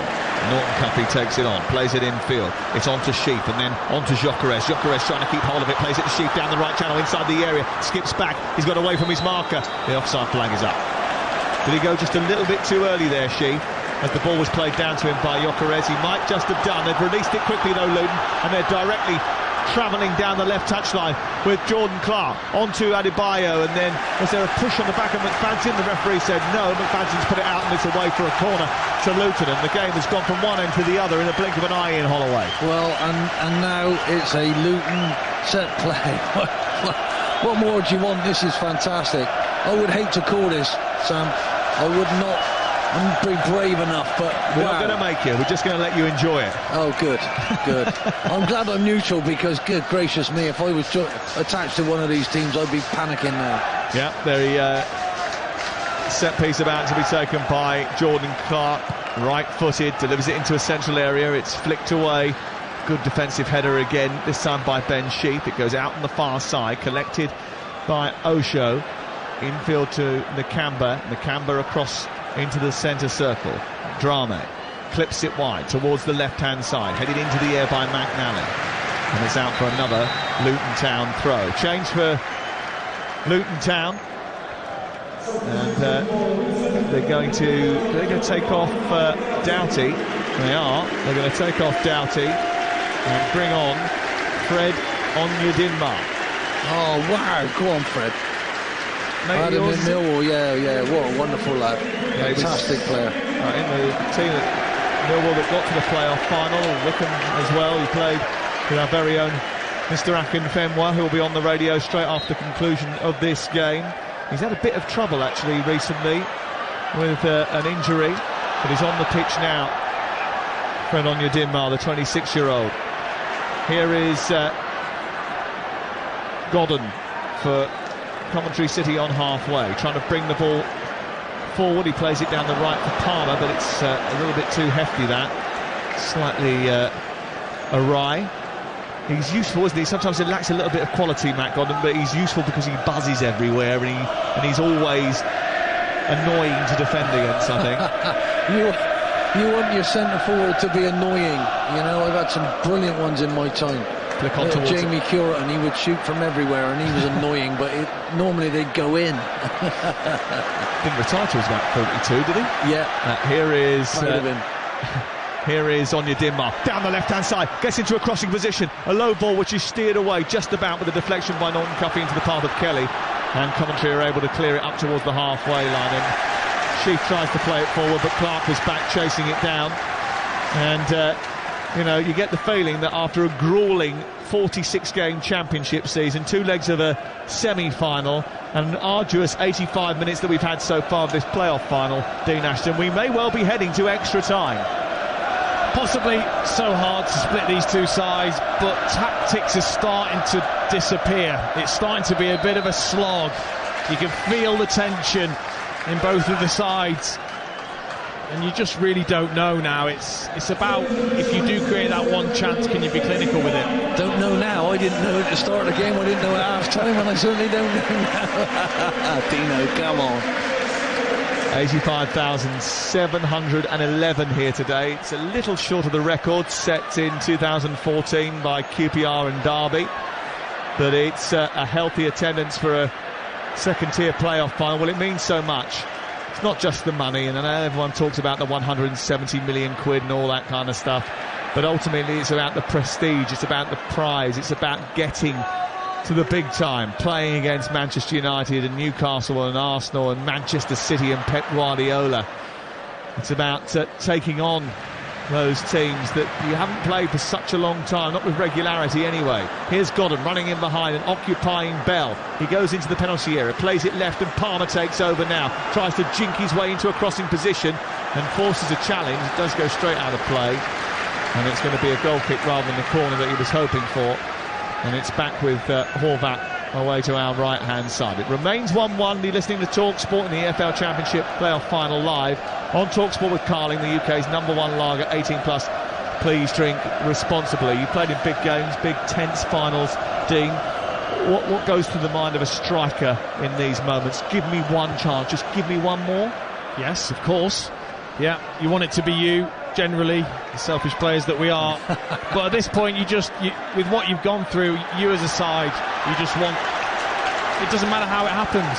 You just now is when I think the fear kicks in, the fear of what might not happen, and you've somehow got to put that to the back of your mind. You've got to stick to the task. Do what is needed. Cross coming from Drame, and it wasn't great, and it's broken down, and it's put forward quickly by Palmer into the chest of Gyökeres. Lovely layoff onto Godden, left-hand side. We're in the 87th minute of the game. Gyökeres trying to turn, looking to try and get it onto his right foot. He's kept hold of it well. He's done a brilliant turn into the box. Deflected effort comes into the air, and it's caught by the goalkeeper and cleared away. And there's nervous faces amongst the Luton support everywhere. They're biting their fingernails now because they know that one mistake, one stroke of genius, and all of the season's hard work goes up in smoke. There's movement down on the Coventry bench. Dan Windle. Venkati Darbo set soon to be introduced, Sam, into the game with minutes of the 90 to go. This is what me and Holloway call squeaky bum time. Yeah, he's not the only one. What a turn by Gyökeres then, and great block again. Some of the defending today has been commendable, absolutely commendable. It's a dying art. Up towards Adebayo's just straight offside as the ball's played up to him. Now you can just feel the tension inside this stadium now. All of a sudden there is a sense of apprehension, of agitation, of jumpiness about the supporters from both these two teams. Can someone find some poise? Maybe Jordan Clark, who's picked the ball up for Luton inside Coventry territory. He's turned away from one challenge. He's got away from Sheep. He's set it back to Pelirona Kimpanzu. Out to the far side. Drama with a chance to cross. It's in towards Adebayo. Might come through to Anya Dinmar, but it's smuggled behind by Norton Cuffy. And it's going to be a Luton set piece in the final 2 minutes of the game. Dean Ashton. Oh, he's got to get inside the fullback. Has to there, Anya Dinmar. Again, we saw it at the other end. He's only just come on. Yeah, but he's got to recognise that and just gamble that it's going to fall to you and miss out your two centre forwards. In the end, Norton Cuffy gets lucky because he didn't know he was there. I think some of the defending today's been outstanding. Absolutely. The aerial duels that we've seen it's not usual, it's not normal, but wow, I love it. Morris, Burke, and Panzu. You're going to end up screwing it up. Adebayo, Osho, all waiting for the delivery from Clark, and it misses. Every single one of them goes over their heads and out towards the far side. Adebayo scurries for it. There's a tackle coming in, and that tackle from Bidwell puts it straight out for a throw-in to Luton Town, who have it still inside Coventry territory in the 89th, now 90th minute of the game. How many minutes of added time at the end of this section of the game? We're going to go to extra time here on Talk Sport. The ball is over on the far side, the right. It's crossed off the back of a defender and into the air. Mpanzu picks it up. It goes wide for Luton. They're trying to get it into the area, but Sheep is up there to shut the door. And diligent defending again stops the cross from coming into the box. There's going to be an added time of, is that 6 minutes, did he say? 6 minutes of added time? I can't. Where do they get that from? It's 8 minutes, I think. 8 minutes of added time. The fourth official couldn't get the ball working, Graham Scott. So it is 8 minutes, I can tell you that. But the poor old fourth official has had nothing to do all day. Couldn't get the board working. Wow. And where did he get the 8 minutes from? Well, there was 8 minutes in the first half, but there was a significant delay to Tom Lockyer. We've had the injury to Harmer. Yeah, but that wasn't 8 minutes, Sam. Even with my timing brain, that was a lot shorter than that. Come on. But is it 30 seconds for a substitution as well, is it? Do you want it to end? Took the tube off. No, I'd rather have extra time. Would you? Okay. All right, well, you might get that. You might get your wish. Or maybe you won't, because standing over the ball, a free kick for Luton Town. This is 8 yards back from the edge of the penalty area. Jordan Clark, who scored the first goal of the match, has placed it down. There's a 4-man wall. Adebayo's just trotted into the penalty area. He shoots right-footed. It's well over the bar.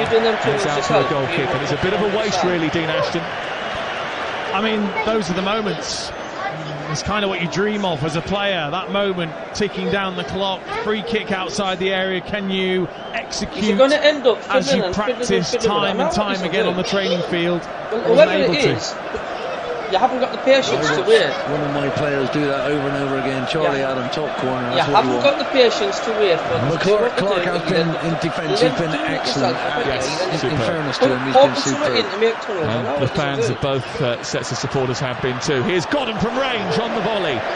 There's 30 yards out, and it was knocked down by Gyökeres after being kicked up from the goalkeeper. It landed just in front of Godden, and he smacked it goalwards, but he didn't get it right, his contact right at all, and it looped way over the top of the crossbar away to our right-hand side, and Luton will get to clear. 92 minutes of the 98 that are going to be played here have been played, and it remains 1-1 on TalkSport. Extra time to come in the next few minutes here. Stick with us, we'll bring it to you, and then the boot room will go through it all and take your calls as well as the interviews with some of the main protagonists. Drama plays it wide onto the left. Onyedinma with a chance to cross. Well, it's a decent looking effort as well, maybe just a little bit too close to the goalkeeper. He's got the ability to swing balls in from that sort of range. Quickly it goes up towards the left-hand side. You can't stop for a minute here. Gyökeres on the attack. I mean, it is a breathless end to the game. And do you know what? Credit to them for showing the levels of fitness that they have after such a gruelling season. Oh, absolutely. I mean, they're both just whacking it now, to be honest. Every time the centre-backs get it, they just whack it forwards, and it's like, go on, who's going to be the better two centre-forwards to get us something on the break? Because the football's gone. Is this what tiny percentage of football there was has definitely gone? Is there a sort of myth about the size of the Wembley pitch that it is more draining than everywhere else? It isn't the biggest pitch in the Premier League or the Championship. It is a big pitch, but it's not the biggest. It's the same size as the Etihad. The drama, when you add the emotional aspects to this, to what's hanging on it, what's riding on it, then it drains you. Even as a manager, it drains you. It is slightly bigger, well, in fact significantly bigger than the confines, the tight confines of Kenilworth Road, where they can squeeze just 10,365 in.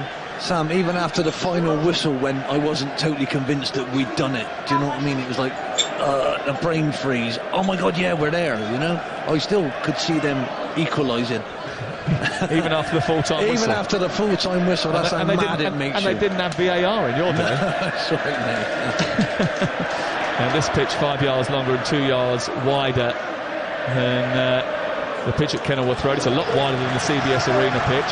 The ball is out though, over on the far side by the corner flag. We played 4 of the 8 minutes added on, and we're into injury time at the end of the 90 minutes. Is there going to be a winner?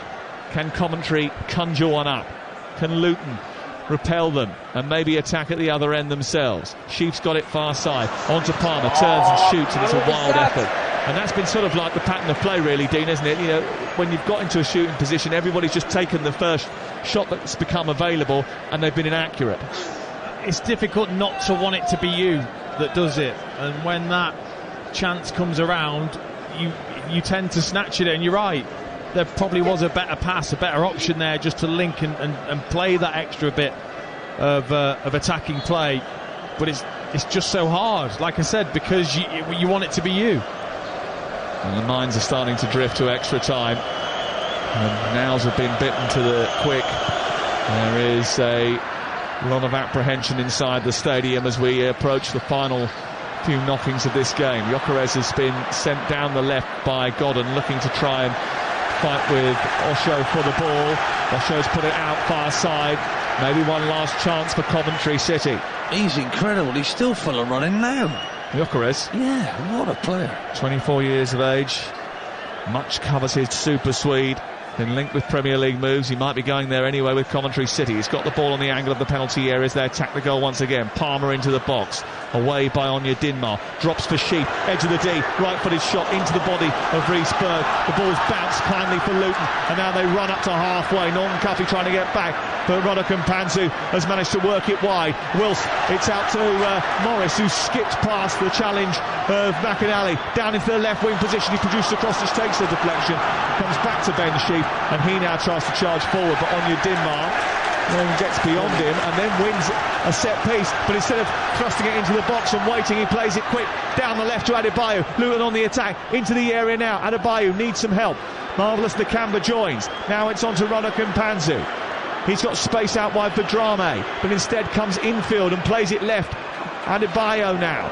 Elijah Adebayo, who's been such a handful and created the first goal for Jordan Clark, steps it back into Roderick Mpanzu, who gets it back again, a right-footed shot, and it's straight down the throat of the goalkeeper, who just leans to his right, picks the ball up. There wasn't much venom in that effort, and it's cleared away, and we are now 1 minute and 10 seconds away from extra time. I think the weather is kicking in now.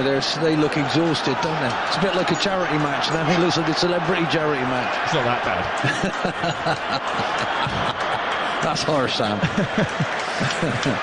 Ball has been played out towards the far side, and it's up to Carlton Morris. And Morris has got away from the defender. A lovely little trick, and now he tries to take on McAnally, but it was one attempt too many, and he overran the ball, and he got a little bit excited, and it goes back into the arms of the goalkeeper.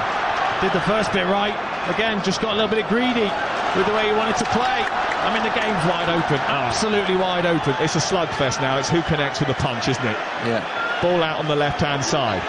Both players suffering from tired limbs. The ball's on the left. It's delivered by Bell into the box. It goes over the head of everyone. It will run out on the far side for a Coventry City throw. We've played 97 minutes and 40 seconds. And I'm sure that the referee is thinking about blowing for extra time. And that will mean that those aching limbs, those legs that have been sapped through not only physical exertion but the nervous exhilaration of the game, will have to go again for another half an hour. Michael Oliver brings it to a close, and for the first time in 6 years we have extra time in the playoff final between Coventry City and Luton Town. One apiece. A goal from Gustavo Harmer has lit up the Coventry support. He's dragged them back into the game, but then he limped off because of an injury.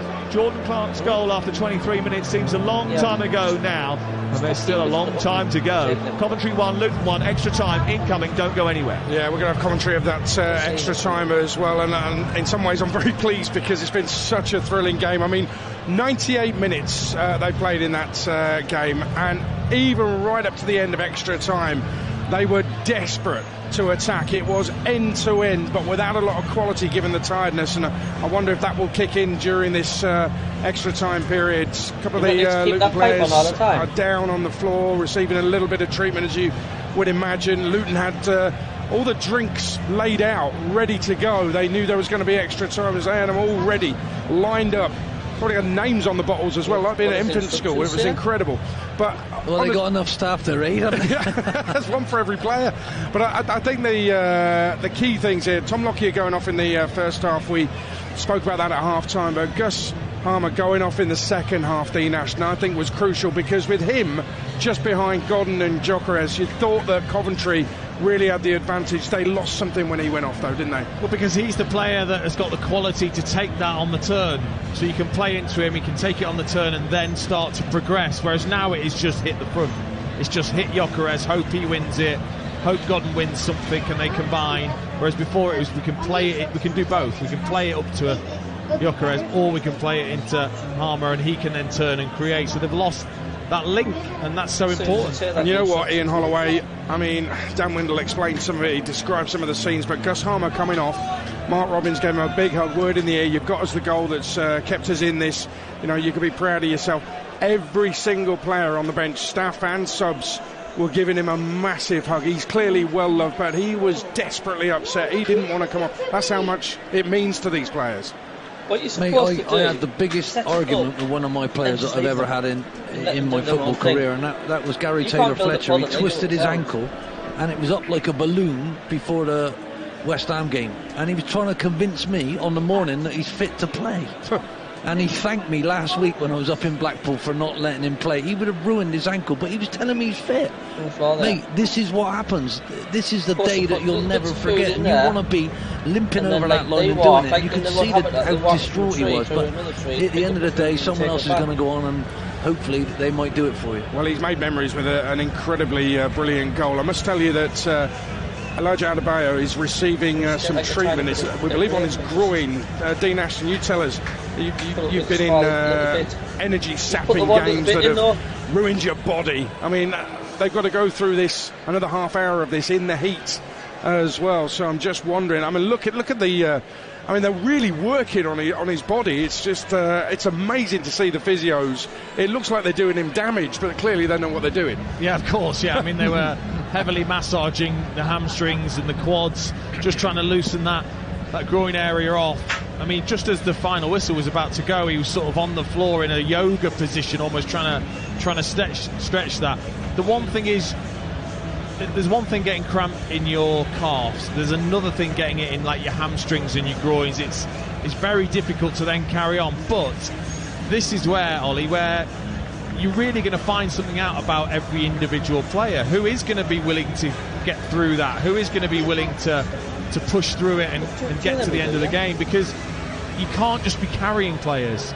Mate, I'm going back to something that happened really weirdly this year, and I'm going to drag Conte in. Conte had a moan up. They kicked him out, and I thought he was right, you know, because he spoke about a lack of feeling. These two sides both have what a manager wants. They have that hunger, they have that desire. They will not let each other down, and I think it's been a privilege to witness this. It's not the standard of look, you're going to go, oh yeah, that bloke's brilliant, but do you know what, collectively I've been so impressed with both sets of teams. Yeah, brilliant. They're coming back out for the extra time period. Cold wet towels were given to all the players as well. We could have done with them pitch side earlier, couldn't we? Where's our producer with those? Hey, up here in the shades telling us what to do in our ear. Incredible. By the way, the Wembley pitch, 5 yards longer than Kenilworth Road, 2 yards wider, 590 square yards bigger in total, 7.5% bigger than Kenilworth Road. That is quite a difference. Let's see if it makes a difference in extra time. It's Coventry 1, Luton 1, is Dean Ashton, Ian Holloway and Sam Matchface. Coventry dominated possession, 54%, Luton 46. 10 shots on goal, 12 for Luton, 2 on target for Coventry, including the goal they scored, 4 on target for Luton Town. And you can see that both these two teams were energy sapped before the end of the game. The excitement was absolutely gripping. It was played like a little bit of a basketball match. There was a phenomenal intensity to the game. And maybe it's going to be a moment of magic that sends either Coventry or Luton to the playoffs, through the playoffs into the Premier League. And I just wonder whether it is because I don't want it to go to penalties. What if you're the one who misses? I do. Do you know what I mean? I love penalties. Do you? Yeah. Why did you take it off in the first place? Someone run down there and tell them. No. I must admit, I am of the opinion that extra time is one of those things that you just don't require anymore. But anyway, that's a debate for a different day. The EFL Cup has certainly benefited for having a system where it goes straight to penalties in most of their ties. Here comes Drame down the right-hand side. Peli Panzu tries to head it on and sends it into the right channel. Luton now in those orange shirts, navy blue shorts, attacking the goal away to our right, where the Coventry City supporters are. I mean, the Coventry City supporters were struggling to get home on the train afterwards anyway. Now they're going to be even later tonight because of the issue with the Chiltern trains. Let's go down to the touchline. There's been another change. Dan Windle. Pankati Darbo on as we expected, Sam, taking the place of Brooke Norton-Cuffy, like for like over on that right-hand side. Here come the Coventry City. Gyökeres, edge of the area, right-footed shot spilt by the goalkeeper Horvath, but then recovered at the second attempt. And there was a good, powerful run from Gyökeres down the right-hand side. He must have been about 20 yards from goal on the angle. And he shot from the apex of the penalty area straight at the American goalkeeper, who made a good save in Hall. What a fantastic player this Gyökeres is. Gyökeres is a good player, but Gyökeres is... Gyökeres, yeah, that's what I'm saying. He's so difficult to pronounce that I was hoping he wasn't playing, but... that was like a forehand volley. Yeah, I got to say, he's almost as good as him, isn't he? He's like a machine. I am so impressed with him. I think he wanted extra time just to test everyone. Oh, good gracious me! What an engine the fella's got, and what skill! He's already give it away. Here's Adebayo trying to charge through the centre, and he's just blocked off before he can do that. Callum Doyle takes the ball away and manages to... it's Karl McFadden, and takes the ball away and manages to clear. Doyle gets back into position because Adebayo is trying to take him on down the right. They want a free kick that's not forthcoming, Luton Town, and it goes out for a throw on this near touchline. I do believe the referee's had an excellent game today. He's done very well, and he's got a busy week because he is off to do fourth official duties, I think, in the Europa League final with Anthony Taylor, who's going out there. As Casey Palmer goes charging forward, is brought down, and a free kick is given to Coventry City just in front of the centre circle. They want to get it moving quickly. Jordan Clark stands in his way. They can't do so, so they'll reset the free kick and they'll clear it away. He's a different type of player, isn't he, Palmer, compared to Harmer, and it's just that little acceleration, isn't it? They can really burst away from midfield players, and especially with the fresh leg that he's got up against this Luton defence, he could end up being the key player in this extra time. What a comeback game to come on. He hasn't played for months. Free kick delivered into the box towards the far post, and good defending by Luton, just stopping anybody attacking at the back post. McAnally was trying to come round and do just that, but he couldn't get on the end of it, and it goes out for a goal kick away to our left-hand side. Good defending by Luton Town, who have been pretty good over the course of the season, squeezing teams out of matches. They lost Nathan Jones in the World Cup break to Southampton, but Rob Edwards, who was at Watford for the first 11 games of the season, then turned up at Kenilworth Road. I think at the time everybody thought, how's that going to work, bearing in mind Watford and Luton absolutely detest one another, but they've taken him in as their own. There was a big banner when he first turned up, welcoming him to the club, and what a foolish move it looks from Watford now, not keeping hold of him, and having another season where they've had a revolving door on the manager's office. Well, I do not think that you should do that. Good luck to him, but I think it's absolutely nonsense. Ball loose inside the penalty area after a flick on by Morris. Out comes the goalkeeper before Clark can react, and it's cleared away by Coventry City out to the far side. Fankati Darboe starts his career at Chelsea. Casey Palmer the same. And let's try and link in the middle of the park, but it's not a great ball forward, and Nakamba will return it up towards the edge of the Coventry penalty area. Adebayo, who seems to be fit despite the issues he had with his groin during that period of rest before extra time, plays the ball into Morris. They work it well out wide towards the left. Anya Dinmar gets on it now. Left apex of the penalty area, right-footed cross. It's another good ball by him that no one really attacked. Yeah, gracious me. What a great ball that is. That should be a tap-in. Dino, you'd have been there, mate. Even an extra time, wouldn't you? Yeah, it's just difficult. I think when you think that first cross is going to come in and you've made that run, and then he checks and then plays it again, especially when you're tired, to get back on side, and Carlton Morris knew he was offside, so hence he just let it go and made it look like it was a poor cross when it wasn't. That was a good cross from Fred Onyedinma. This is Gyökeres turning, but playing the ball straight to the feet of Osho, and he's just felt something, and it's not great, and he's pulled up over on the far side. Gabe Osho, as Drame sends it forward, looking for Clark. It's headed away, but it might come to Adebayo inside the penalty area. Clark gets there, Adebayo sends it square, doesn't quite reach his intended target, Ronald Kimpanzu, and it's cleared away by Coventry, and Casey Palmer's got it now. He skips away from Marvellous Nakamba, he moves through the centre circle, he tries to nudge it on towards Godden, he just about gets there. He gets up to the edge of the area, Godden, and he falls to the floor, but he made a bit too much of that dramatically. And although there looked to be a pull on him by Onyedinma, the referee has allowed play on. And now Morris is scampering away down the left-hand side. Carlton Morris, who believes he was fouled in the left-wing position. And McNally's going to be penalised here. And it's going to be a free kick, another set piece for Luton Town over on the far side. Dean Ashton. He's lucky as well. I think he gingerly looked at the referee. Yeah. McNally on a yellow card. And Colin Morris just knew he had the beating of him there. The energy levels were higher. He just said, come on, let's have a race down the wing, and I've got you. And then just a lovely little Cruyff turn back inside, and McNally made the challenge. Probably wasn't another yellow, I would expect, actually. We have to call that a Morris turn now, not Cruyff.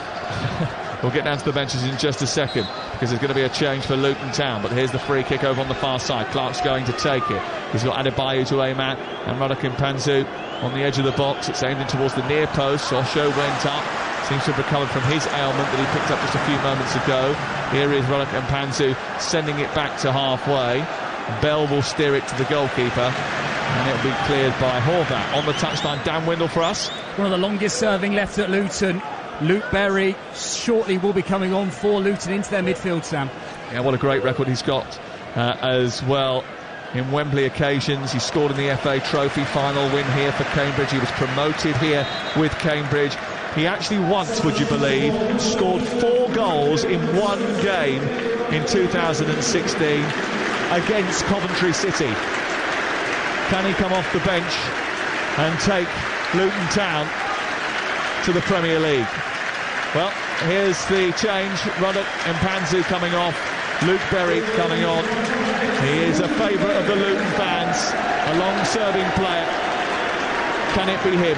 One long server to another. 364th appearance for Luton today for Radek Mpanzu. He's been there on the whole journey.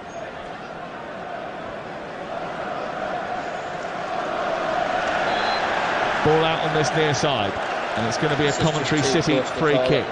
Ben Sheaf will take it. 8 minutes gone in extra time. 2 halves of 15 minutes before penalty kicks will separate these two teams eventually, one way or another. It's been a nail-biting game, a game full of physicality and direct football, and it's been draining for all those players that are out there. Clark drags them up the pitch with a bit of dribbling out to the left-hand side, might go loose inside the area. Clark goes down under a challenge from Wilson, and he says that he's dived, and he's given the free kick the other way, Michael Oliver. Wilson came charging out, Clark went down, and he's got a yellow card for his trouble. Michael Oliver was on the spot. What did you make of it, Dean Ashton? I thought he had a great position, the referee, Michael Oliver.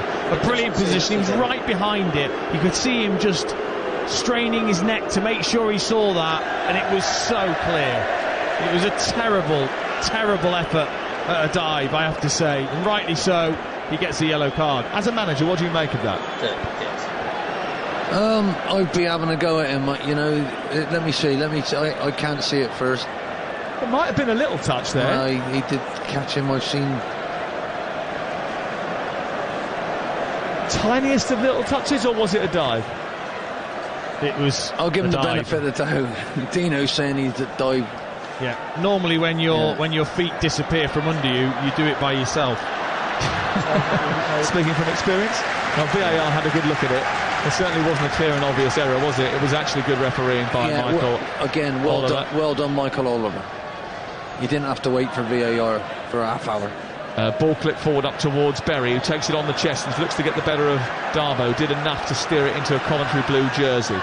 10 minutes played, all given away. Burke has nabbed it, and then there's a collision in midfield. The ball's been spilt, but somehow Coventry managed to get it away. Kelly gets it over the halfway line, but it's picked up again on this near side by Sheaf, who's been everywhere. He's probably had the most touches in a Coventry jersey.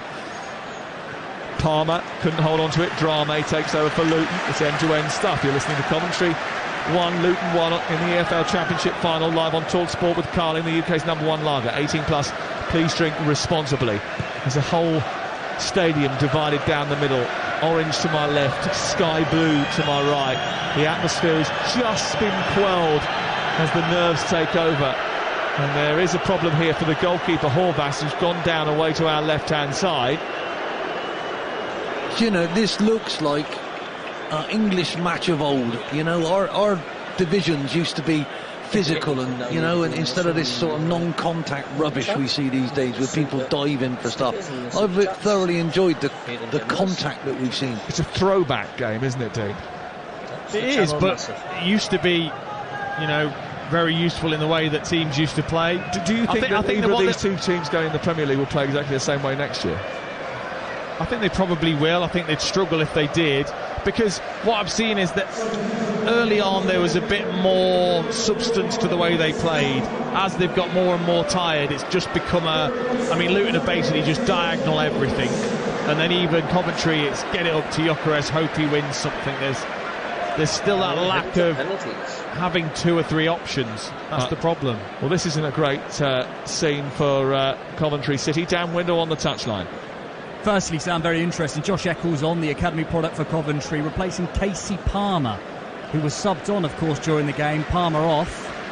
Eccles replaces him into that Coventry midfield. Horvath feeling his hamstring. They've made 3 changes, Luton. Horvath up and moving, but you wouldn't say Sam moving brilliantly, the Luton keeper. Yeah, they've still got the opportunity to make another substitution, but he doesn't look particularly great away to our left-hand side. And so is that an injury to Palmer? It must be, mustn't it? Because otherwise you wouldn't bring him on and then take him off. No, I think they brought him on to try and win it in that little moment. He has been giving the ball away, but that would be incredibly... I'd think it would be a strange to take one of your fresher players off. They're suggesting on the touchline that he didn't look injured, but it has been a long time since he played, so it wouldn't be a surprise if he hasn't reacted well to getting back out there again. It was a bit of a gamble. They call it a light bulb when you're brought on and brought off again in the same game. He has been light bulbed. Maybe it's because of injury, but he was getting some consoling words from Adi Vivash. We'll get the word from the touchline as soon as Dan's investigated. The ball is cleared upfield towards Gyökeres. Gyökeres trying to turn. He does well to spin and try and play it down the left-hand side. It's collected by Kelly and sprinting out to the far side. Pankati Darbo can't quite get onto the end of it, and it's cleared away and out for a thrown over on the far side. So they have made another change, and that change is Josh Eccles coming onto the field of play.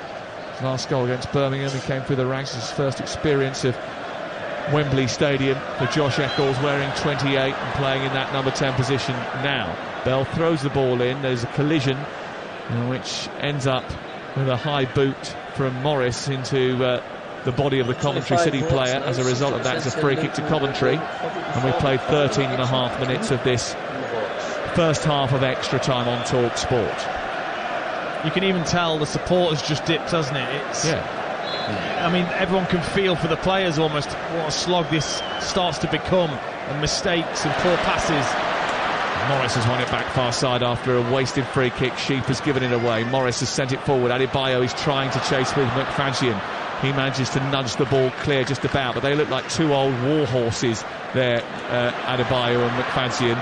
Adebayo is obviously still struggling with his issues that he was having dealt with at half-time. Here's the ball played towards the edge of the penalty area, and Eccles is trying to get on the end of a decent ball from Gyökeres over on the far side. They couldn't quite connect the play, and it's cleared on the edge of the Luton box up through the middle of the pitch.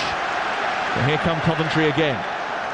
And we've played our 15 minutes nearly of the first period of extra time, and the second period to come, plus a possible penalty shootout. The way it looks at this moment in time is that we are sort of limping towards penalty kicks, Ian Holloway. Yeah, what amazes me is how the tennis players play for 5 hours at the level that they play at. Do you know what I mean? The boys have given us everything today. You can't say they haven't turned up. They've all done everything, but my goodness me. Well, post-match we might ask Djokovic. Oh, sorry. No, Gyökeres. I mean, it looks that way to me. That's how you spell it in Bristol. 2 minutes of added time. Come on, Sam. If you talk Bristolian, you'd have said Gyökeres. Where did the 2 minutes come from in this particular half? I have no idea with these timekeeping people. Ball played down the right side by Coventry City. We're into those 2 minutes of added time at the end of the first period of extra time, with another gruelling period to come. Agitation is clear, but Kelly's got the ball and he's trying to get to the edge of the penalty area. I think that was an attempted shot, but he was caught in 2 minds.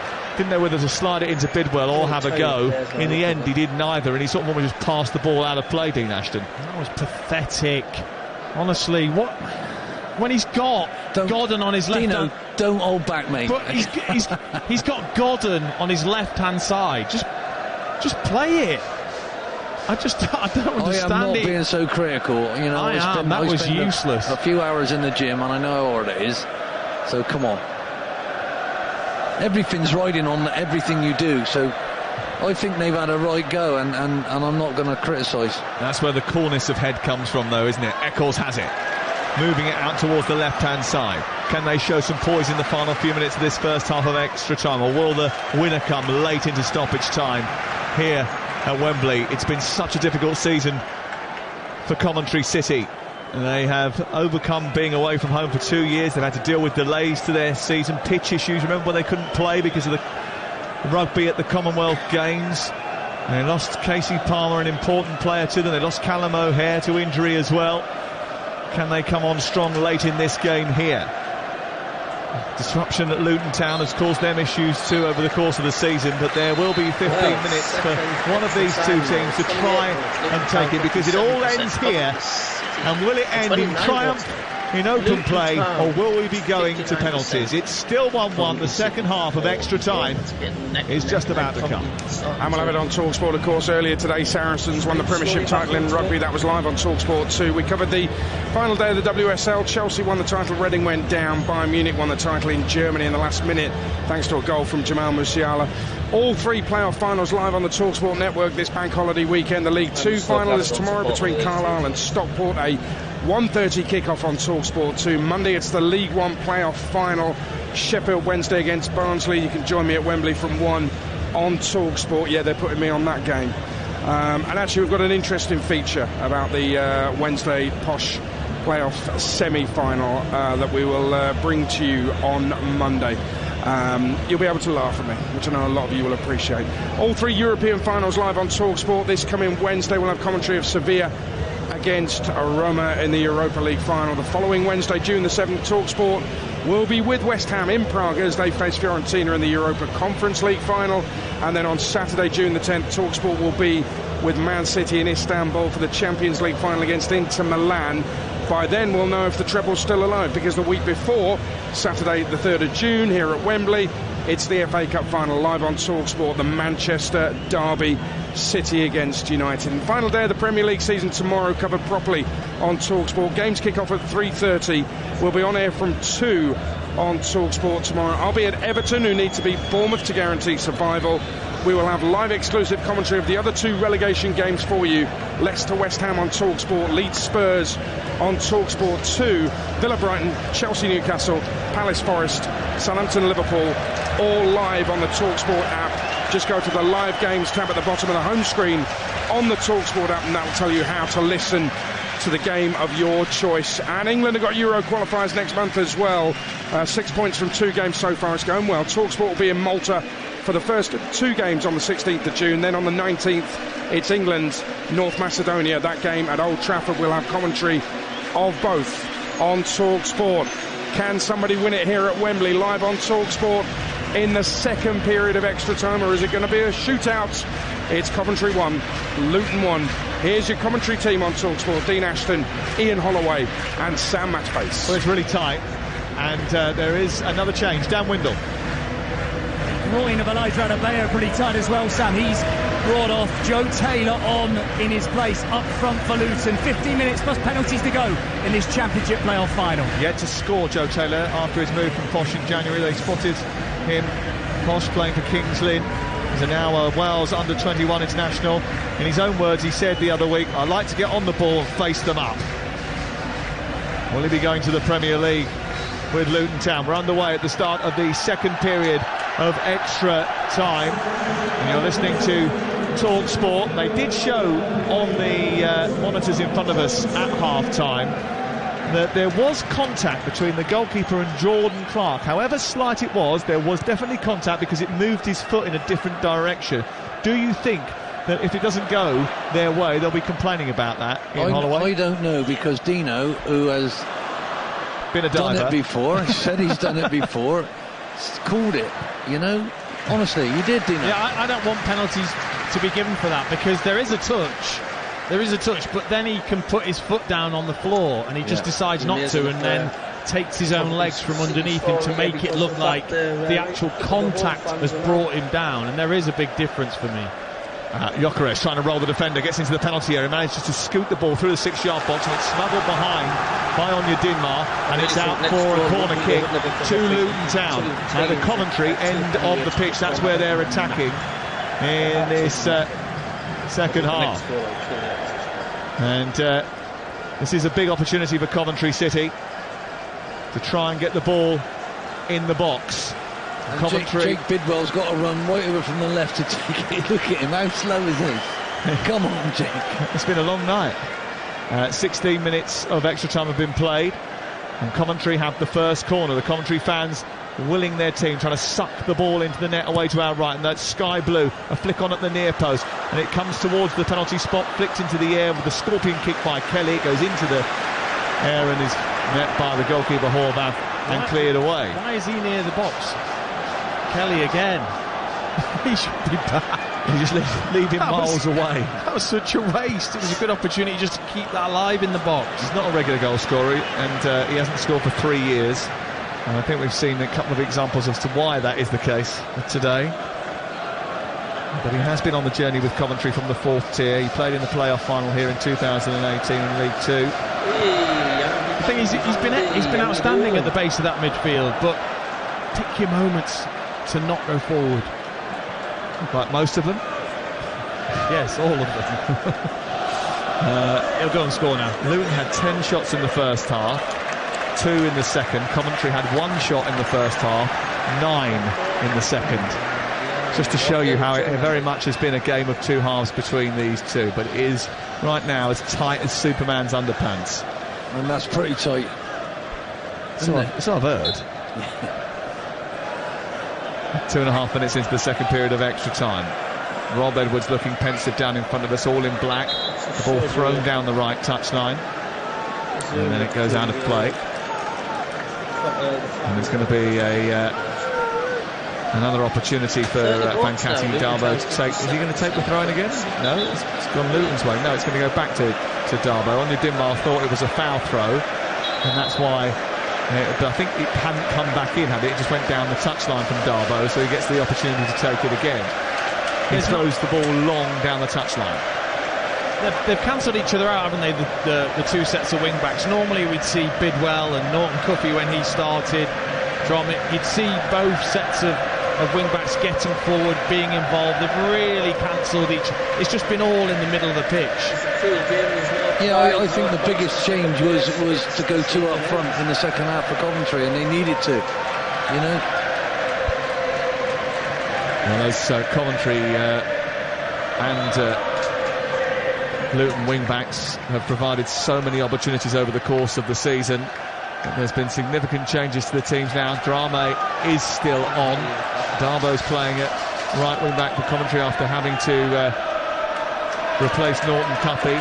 Bidwell's still on the other side. Onyedinma's on this left-hand side now for Luton Town, and they've got some defending to do. And Eccles tries to nudge it through to Godden, didn't quite come off for him, and it's cleared away by Luton. Berry forward to the far side. Luton now looking for a way to attack. It's with Carlton Morris, who's travelling down the right side, looking to brush aside the defender, who collides with him and go to ground.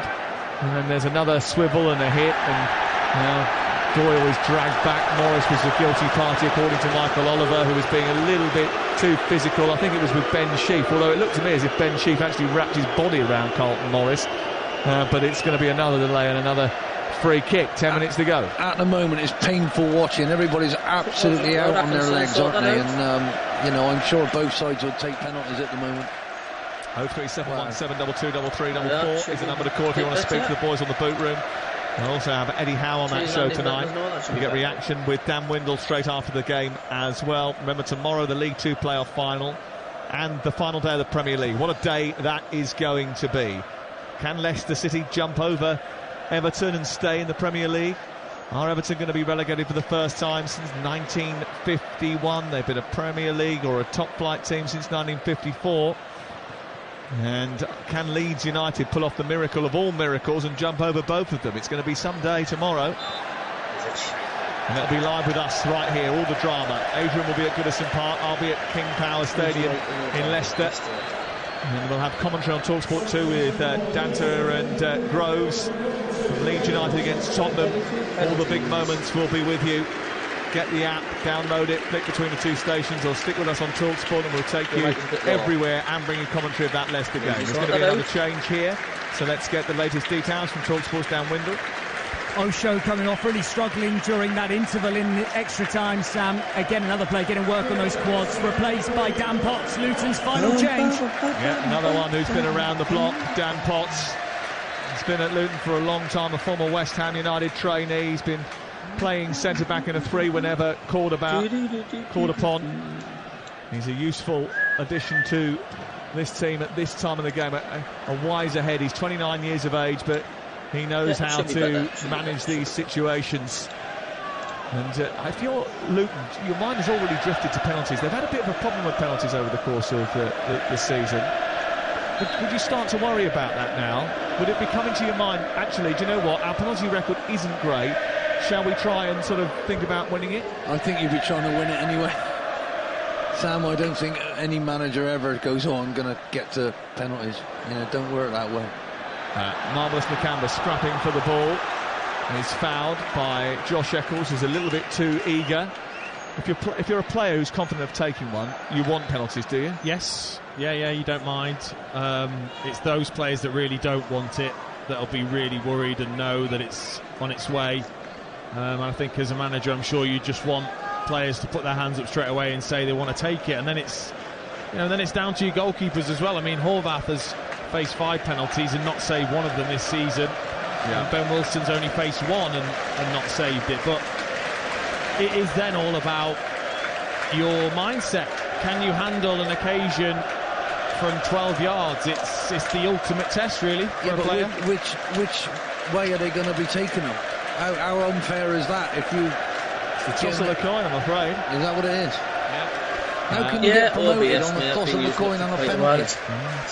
Don't seem fair to me, but there you go. What do I know? Luton have taken 3 penalties in the league this season. They've only scored 1. Coventry have taken 7 and scored 6. There's another delay because of an injury to Callum Doyle this time. And then we're getting to the stage where if they get through the extra time period, then you might have to take a penalty because it is just full of walking wounded. There's nerves on the bench. Dan Windle. There certainly is. Jonathan Panzo set to be introduced for, it looks like, Callum Doyle. Dean Ashton, grab your boots. There's no one left down here. Get the old speciales out. It's the 5th substitute for Coventry City. And Mark Robbins just gives Jonathan Panzo a high five. Not always first choice, but a good servant. It started at Chelsea, been at Monaco. He's on loan from Nottingham Forest at this moment in time, Jonathan Panzo.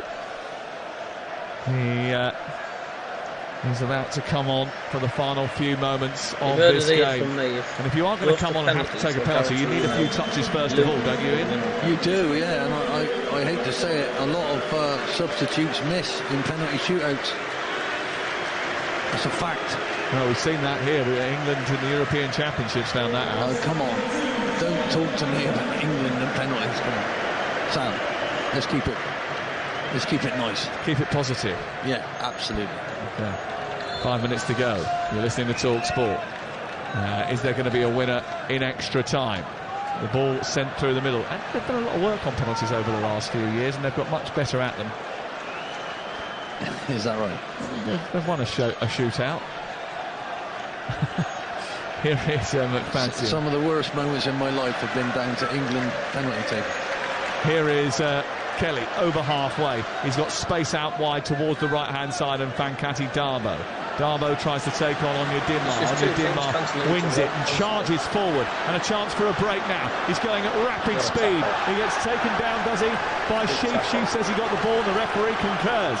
They turn it over once again, Coventry. Darbo shoots it forward. Gyökeres takes it in. He's got support. Sheaf arriving. Tries to get round the back of Bell. Bell gets the challenge, and the referee says play on. Have a look at the alternate. It was a good challenge, according to Michael Oliver. And we move again forward down the left side. The ball a little bit loose from Clark, who's got a bit of cramp, and it goes out of play and away for a throw-in. 2 crunching challenges, Dean Ashton, right at the end of this draining game. Yeah, well, look, it's easier to go throwing yourself into the challenge than it is probably trying to run at it. I mean, your legs are shot to pieces. It's not really that fun actually to watch the players when they're struggling like this. No, they're so fatigued and overtired, aren't they? Oh, and he makes a mistake. And now there's a chance. Into the box they go. A right-footed shot. Oh my God! And it's in. It's in. Oh no! Penalty area. Taylor has escaped, and Luton Town score with 4 minutes left on the clock. There? He's never scored a goal for Luton Town before, Joe Taylor, but he might well have just scored the goal that takes them to the Premier League. This playoff campaign may well end up being lucky number 7 for Luton Town. Jonathan Panzo off the bench has made a huge error, and Luton Town I don't think this is going to count. Or have they? Is the referee going to rule it out because of VAR? Oh my word, what a dramatic moment. He's accused him of handball. The VAR, Chris Kavanagh, has whispered in the ear of Michael Oliver, and the goal has been chalked off. Wow. It does hit his hand. But that's Taylor. It's so unfortunate. It's so unfortunate. That's not deliberate handball. And it's not the next action. So should it be allowed under the laws of the game? Well, I mean, it's all that about the looks wording. so harsh to me. Elliot Anderson, that was on the hand. I mean, well, he goes into a challenge with Panzo. The ball flicks into the air. It touches the arm of the defender. His hand is up. The argument will be it's deliberate because his arm is up and above his head. I thought initially when I first seen constitutes a deliberate act because his arm is above his head or over his body. It's a tough call. And what a moment. The Luton Town fans who were full of jubilation, full of celebration. They thought they were going to the Premier League. Joe Taylor can't quite believe it. What does that do to the mood, Dean Ashton? Well, it crushes it, doesn't it? I mean, what a relief.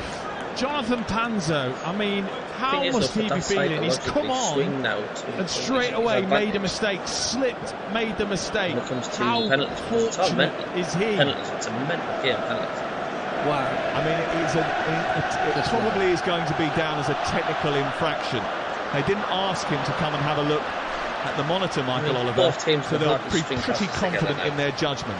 I think your point that you made about his arm being so far away from a natural position will feel as if he's just getting such an advantage from his hand being up in the air. If I was Luton, I'd feel totally aggrieved right now.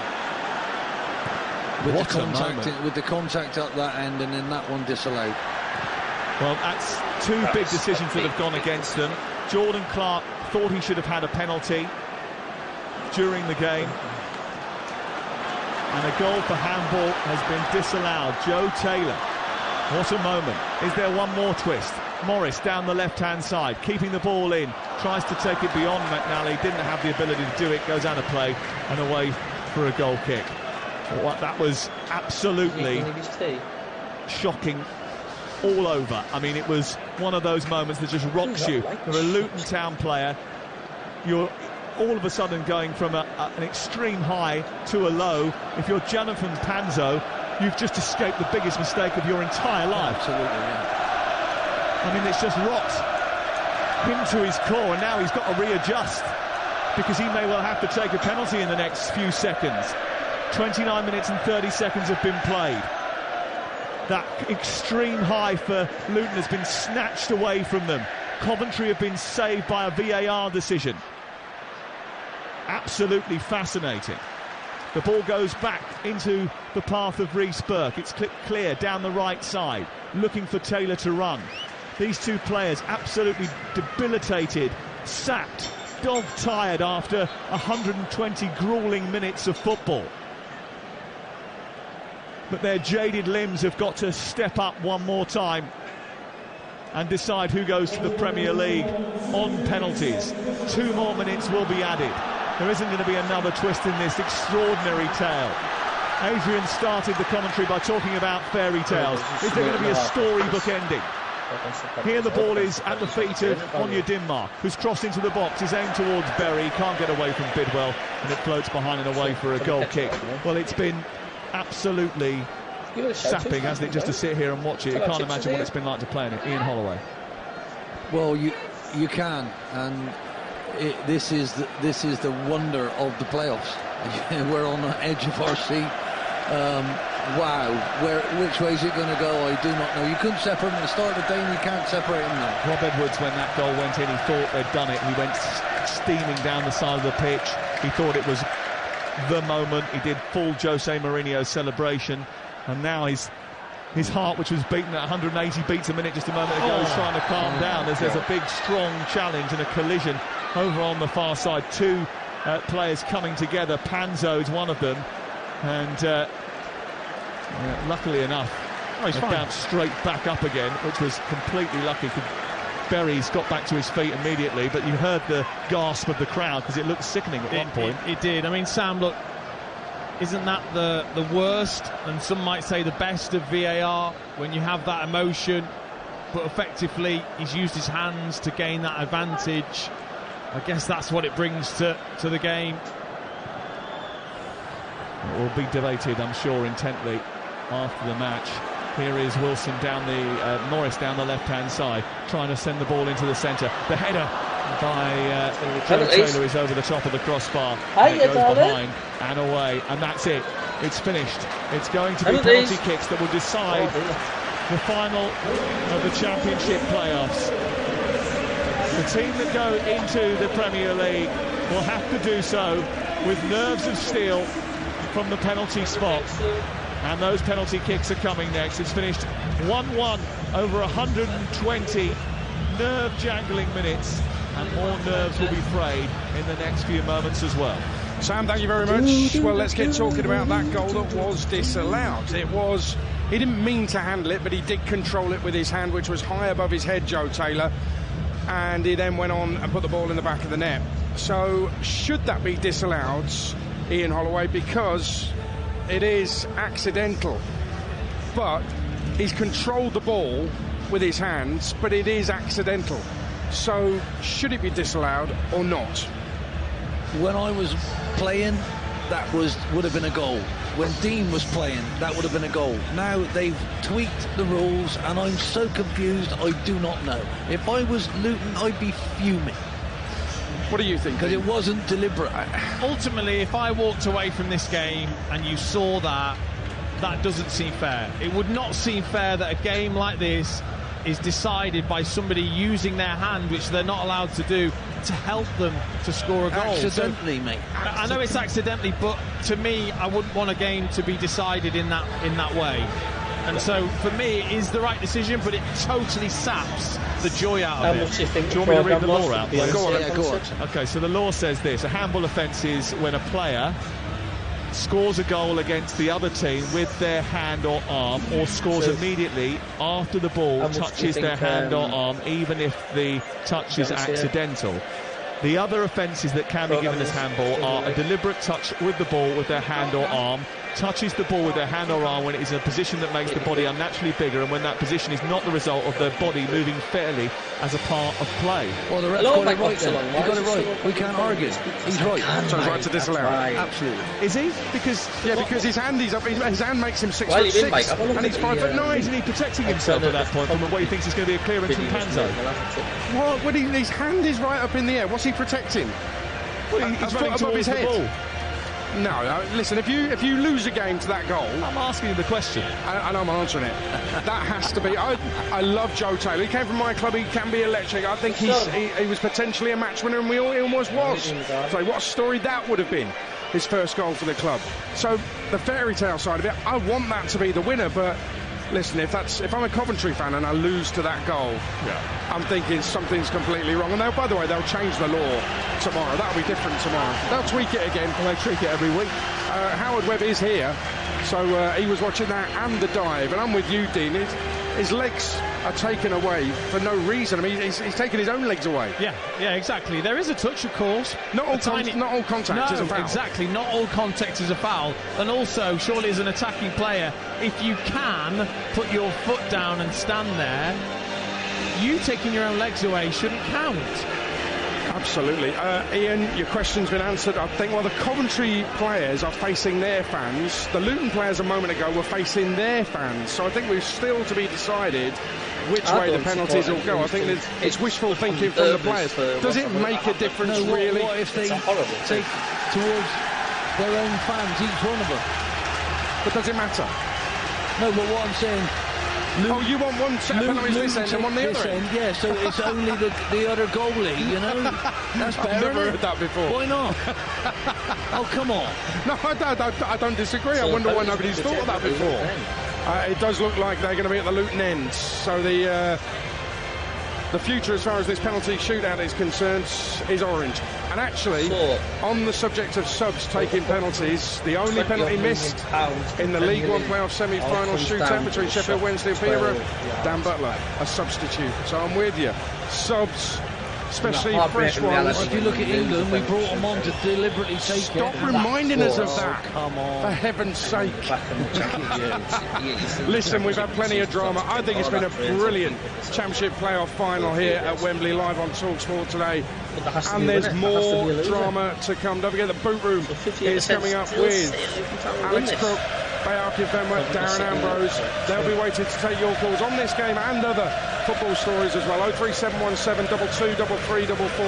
As soon as we're done here and the trophy has been lifted, we will bring you the boot room on TalkSport. And Eddie Howe, the Newcastle manager, on the eve of the final day of the Premier League season and fresh from making top four Champions League next season, Eddie Howe, a special guest on the boot room on TalkSport tonight. Look forward to that on my way home. But we are getting ready for this penalty shootouts at the Luton end here at Wembley Stadium. It finished one apiece after 90. It finished one apiece controversially after 120. It's too low. How's it going to finish after a penalty shootout? Calling the shots, Sam Matterface. Well, Ben Wilson had to go to the toilet during that break. This is why we had to wait a little bit longer than maybe we would have thought. The Coventry goalkeeper now taking his place away to our left-hand side. It's the first Championship playoff final to be decided by penalties since 2017 in that god-awful game by Huddersfield and Reading. The penalties were bad that day. 3 were missed in the shootout. Another playoff final 2002 before that, Birmingham beat Norwich. Doesn't happen very often, but it is going to happen today. And Luton are going to take the first kick, and it is going to be Carlton Morris, who you would anticipate is their strongest taker, who is going to take the first penalty kick. And bearing in mind the problems that they've had all season with penalties, they need to get off to a good start. And Carlton Morris takes the ball into his arms and walks towards the penalty spot. And Ben Wilson, the Coventry City goalkeeper, is playing mind games away to our left-hand side. He is just making him wait that little bit longer. Carlton Morris is the top scorer. He's got 10 match-winning goals this season. Hasn't scored since May the 9th, but 9 in 14 before that. He's still being made to wait. The goalkeeper, who probably should be penalised here, is bouncing up and down on the line away to our left-hand side. Here's the first penalty of the shootout. It's Morris against Wilson. Morris eyeballs the goalkeeper. There's a hush around Wembley. He steps up right-footed, sends the goalkeeper the wrong way, and that's the perfect start to the shootout for Luton Town, who lead by a goal to nil. Dean Ashton. And that felt crucial in terms of the way that you've got to get off to a good start in the penalty shootout. Plus, he had a process that he went through. You could just tell every aspect of when he put the ball down to putting it in the back of the net, sending the keeper the wrong way, a process. Matt Godden is the first up for Coventry City. Scored against Luton at the CBS Arena in February, has scored from the spot this season twice already this campaign. And he places the ball down to take on Hove after the first Coventry City penalty. Right-footed, straight past the goalkeeper. To his left, the goalkeeper went right, and it's one apiece in the shootout. Wow, nerves of steel, fantastic. I'm nervous. How is he not nervous? He took that so well, brilliant. Substitute Joe Taylor, who had that goal ruled out during the last portion of extra time after the Panzo mistake. Takes the ball into his chest off Horvath and has to wait for Wilson again, who's gone behind the goal now, comes out to his edge of the 6-yard box. He's doing his best to use a bit of credology here, the Golden Glove winner. I think the ref should stop that. That's wrong. Yeah, his ball's been placed down inside the 18-yard box and Taylor is going to strike it. Not scored for Luton Town yet. He steps up, right-footed, and arrows it into the corner. The bottom right hand. As the goalkeeper Wilson looks at it, he could get nowhere near it. That was like a missile. Really short run up there, wasn't it, from Taylor? Just 2 or 3 steps, but then the ferocity of the strike, nice and low, right in the corner. Brilliant penalty. Penalty drama on TalkSport. The tension unbearable. Gyökeres strides up to place the ball down on the spot. Nervously, the Coventry players line up on the halfway line, arms above each other's shoulders. Gyökeres, who's been so often the match winner for them. Looks like it's going to be a straight run-up from him. He has missed the penalty this season. He steps up, right-footed, smashes it into the net. I mean, that was absolutely unstoppable from Victor Gyökeres, and it's 2-2 in the shootout. I'm so pleased for him. What a strike. Exactly what you want him to do. He's been outstanding all game. Marvellous Nakamba, the Zimbabwean international who hasn't scored a goal in 87 appearances in English football. The last time he scored a goal was with Vitesse Arnhem in 2017. It doesn't happen very often for him. A left footer who's on loan from Aston Villa for Luton Town. Takes 5 strides back from the ball, arcs his run up. He looks at the goalkeeper Wilson and sends him the wrong way and slips the ball past him and into the net. And it's a goal for marvellous Nakamba that makes it 3-2. That'll feel better than marvellous. That'll feel magnificent for him. The coolness. He didn't look like he was going to miss, to be honest. Calmness as he ran up, made sure of the strike, whipped it into that side part of the netting. Beautiful. Ben Sheaf gets the ball off Ben Wilson. Ben Sheaf, the Dartford boy who scored a vital equaliser when 2-0 down at home to Watford in April. He's had his calf problems recently, but he's been pretty terrific in this match. He's had a lot of the ball in the game. He takes the latest for Coventry City. It's 3-2. This to equalise at 3 apiece. He places the ball down, steps back, right-footed into the top corner. Horvath got nowhere near it. It's 3-3.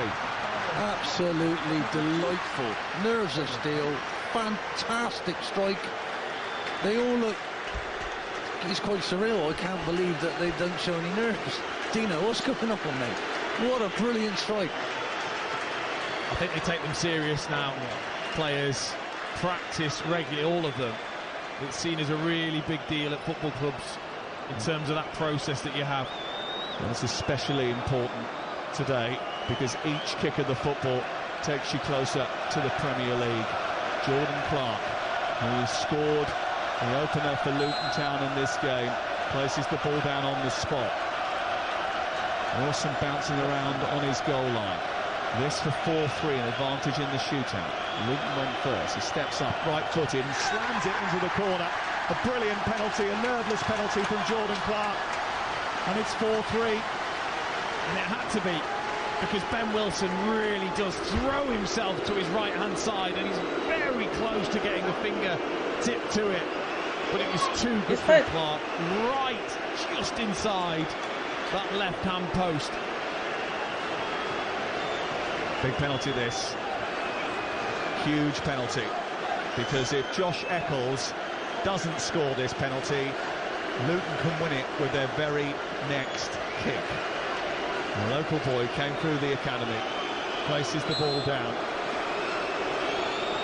The last goal was against Birmingham. He steps up, right-footed, and slots. 4-4. And there hasn't been a mistake made yet. Absolutely flawless. Well done, son. That's a long walk when you know they've just scored. Brilliant. Well, sometimes you need a little bit of experience, and this man has it. Luke Berry to take the 5th penalty for Luton Town. He scored in a playoff final here. Promoted with Cambridge, scored in an FA Trophy final. He scored 4 goals in one game against Coventry once. He needs to score this penalty. Some supporters can't even look. It's Berry, and it's in.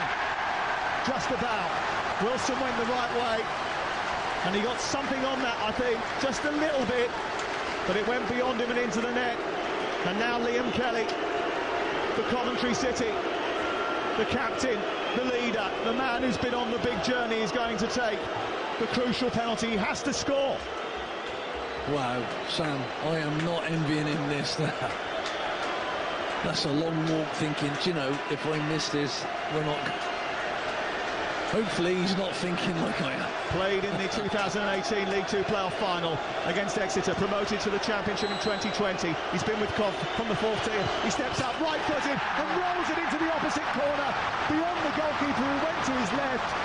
And it's a brilliant penalty for a player who hasn't been able to find the net at all, or even the target throughout the course of the day. That was terrific. Outstanding, absolutely outstanding. Now it's nerve jangling. Now it is nerve jangling. My palms are sweating otherwise, I just don't get it. Dan Potts places the ball on the spot. A substitute for Luton Town. And addresses the ball. It's 5-5 in the shootout. No one's missed yet. He steps up, left-footed, and drills it into the bottom corner. What a penalty that was. Again, brilliant. It wasn't probably savable, even if the goalkeeper goes that right way, Wilson. I don't think he saves it. They've been so good, the penalties.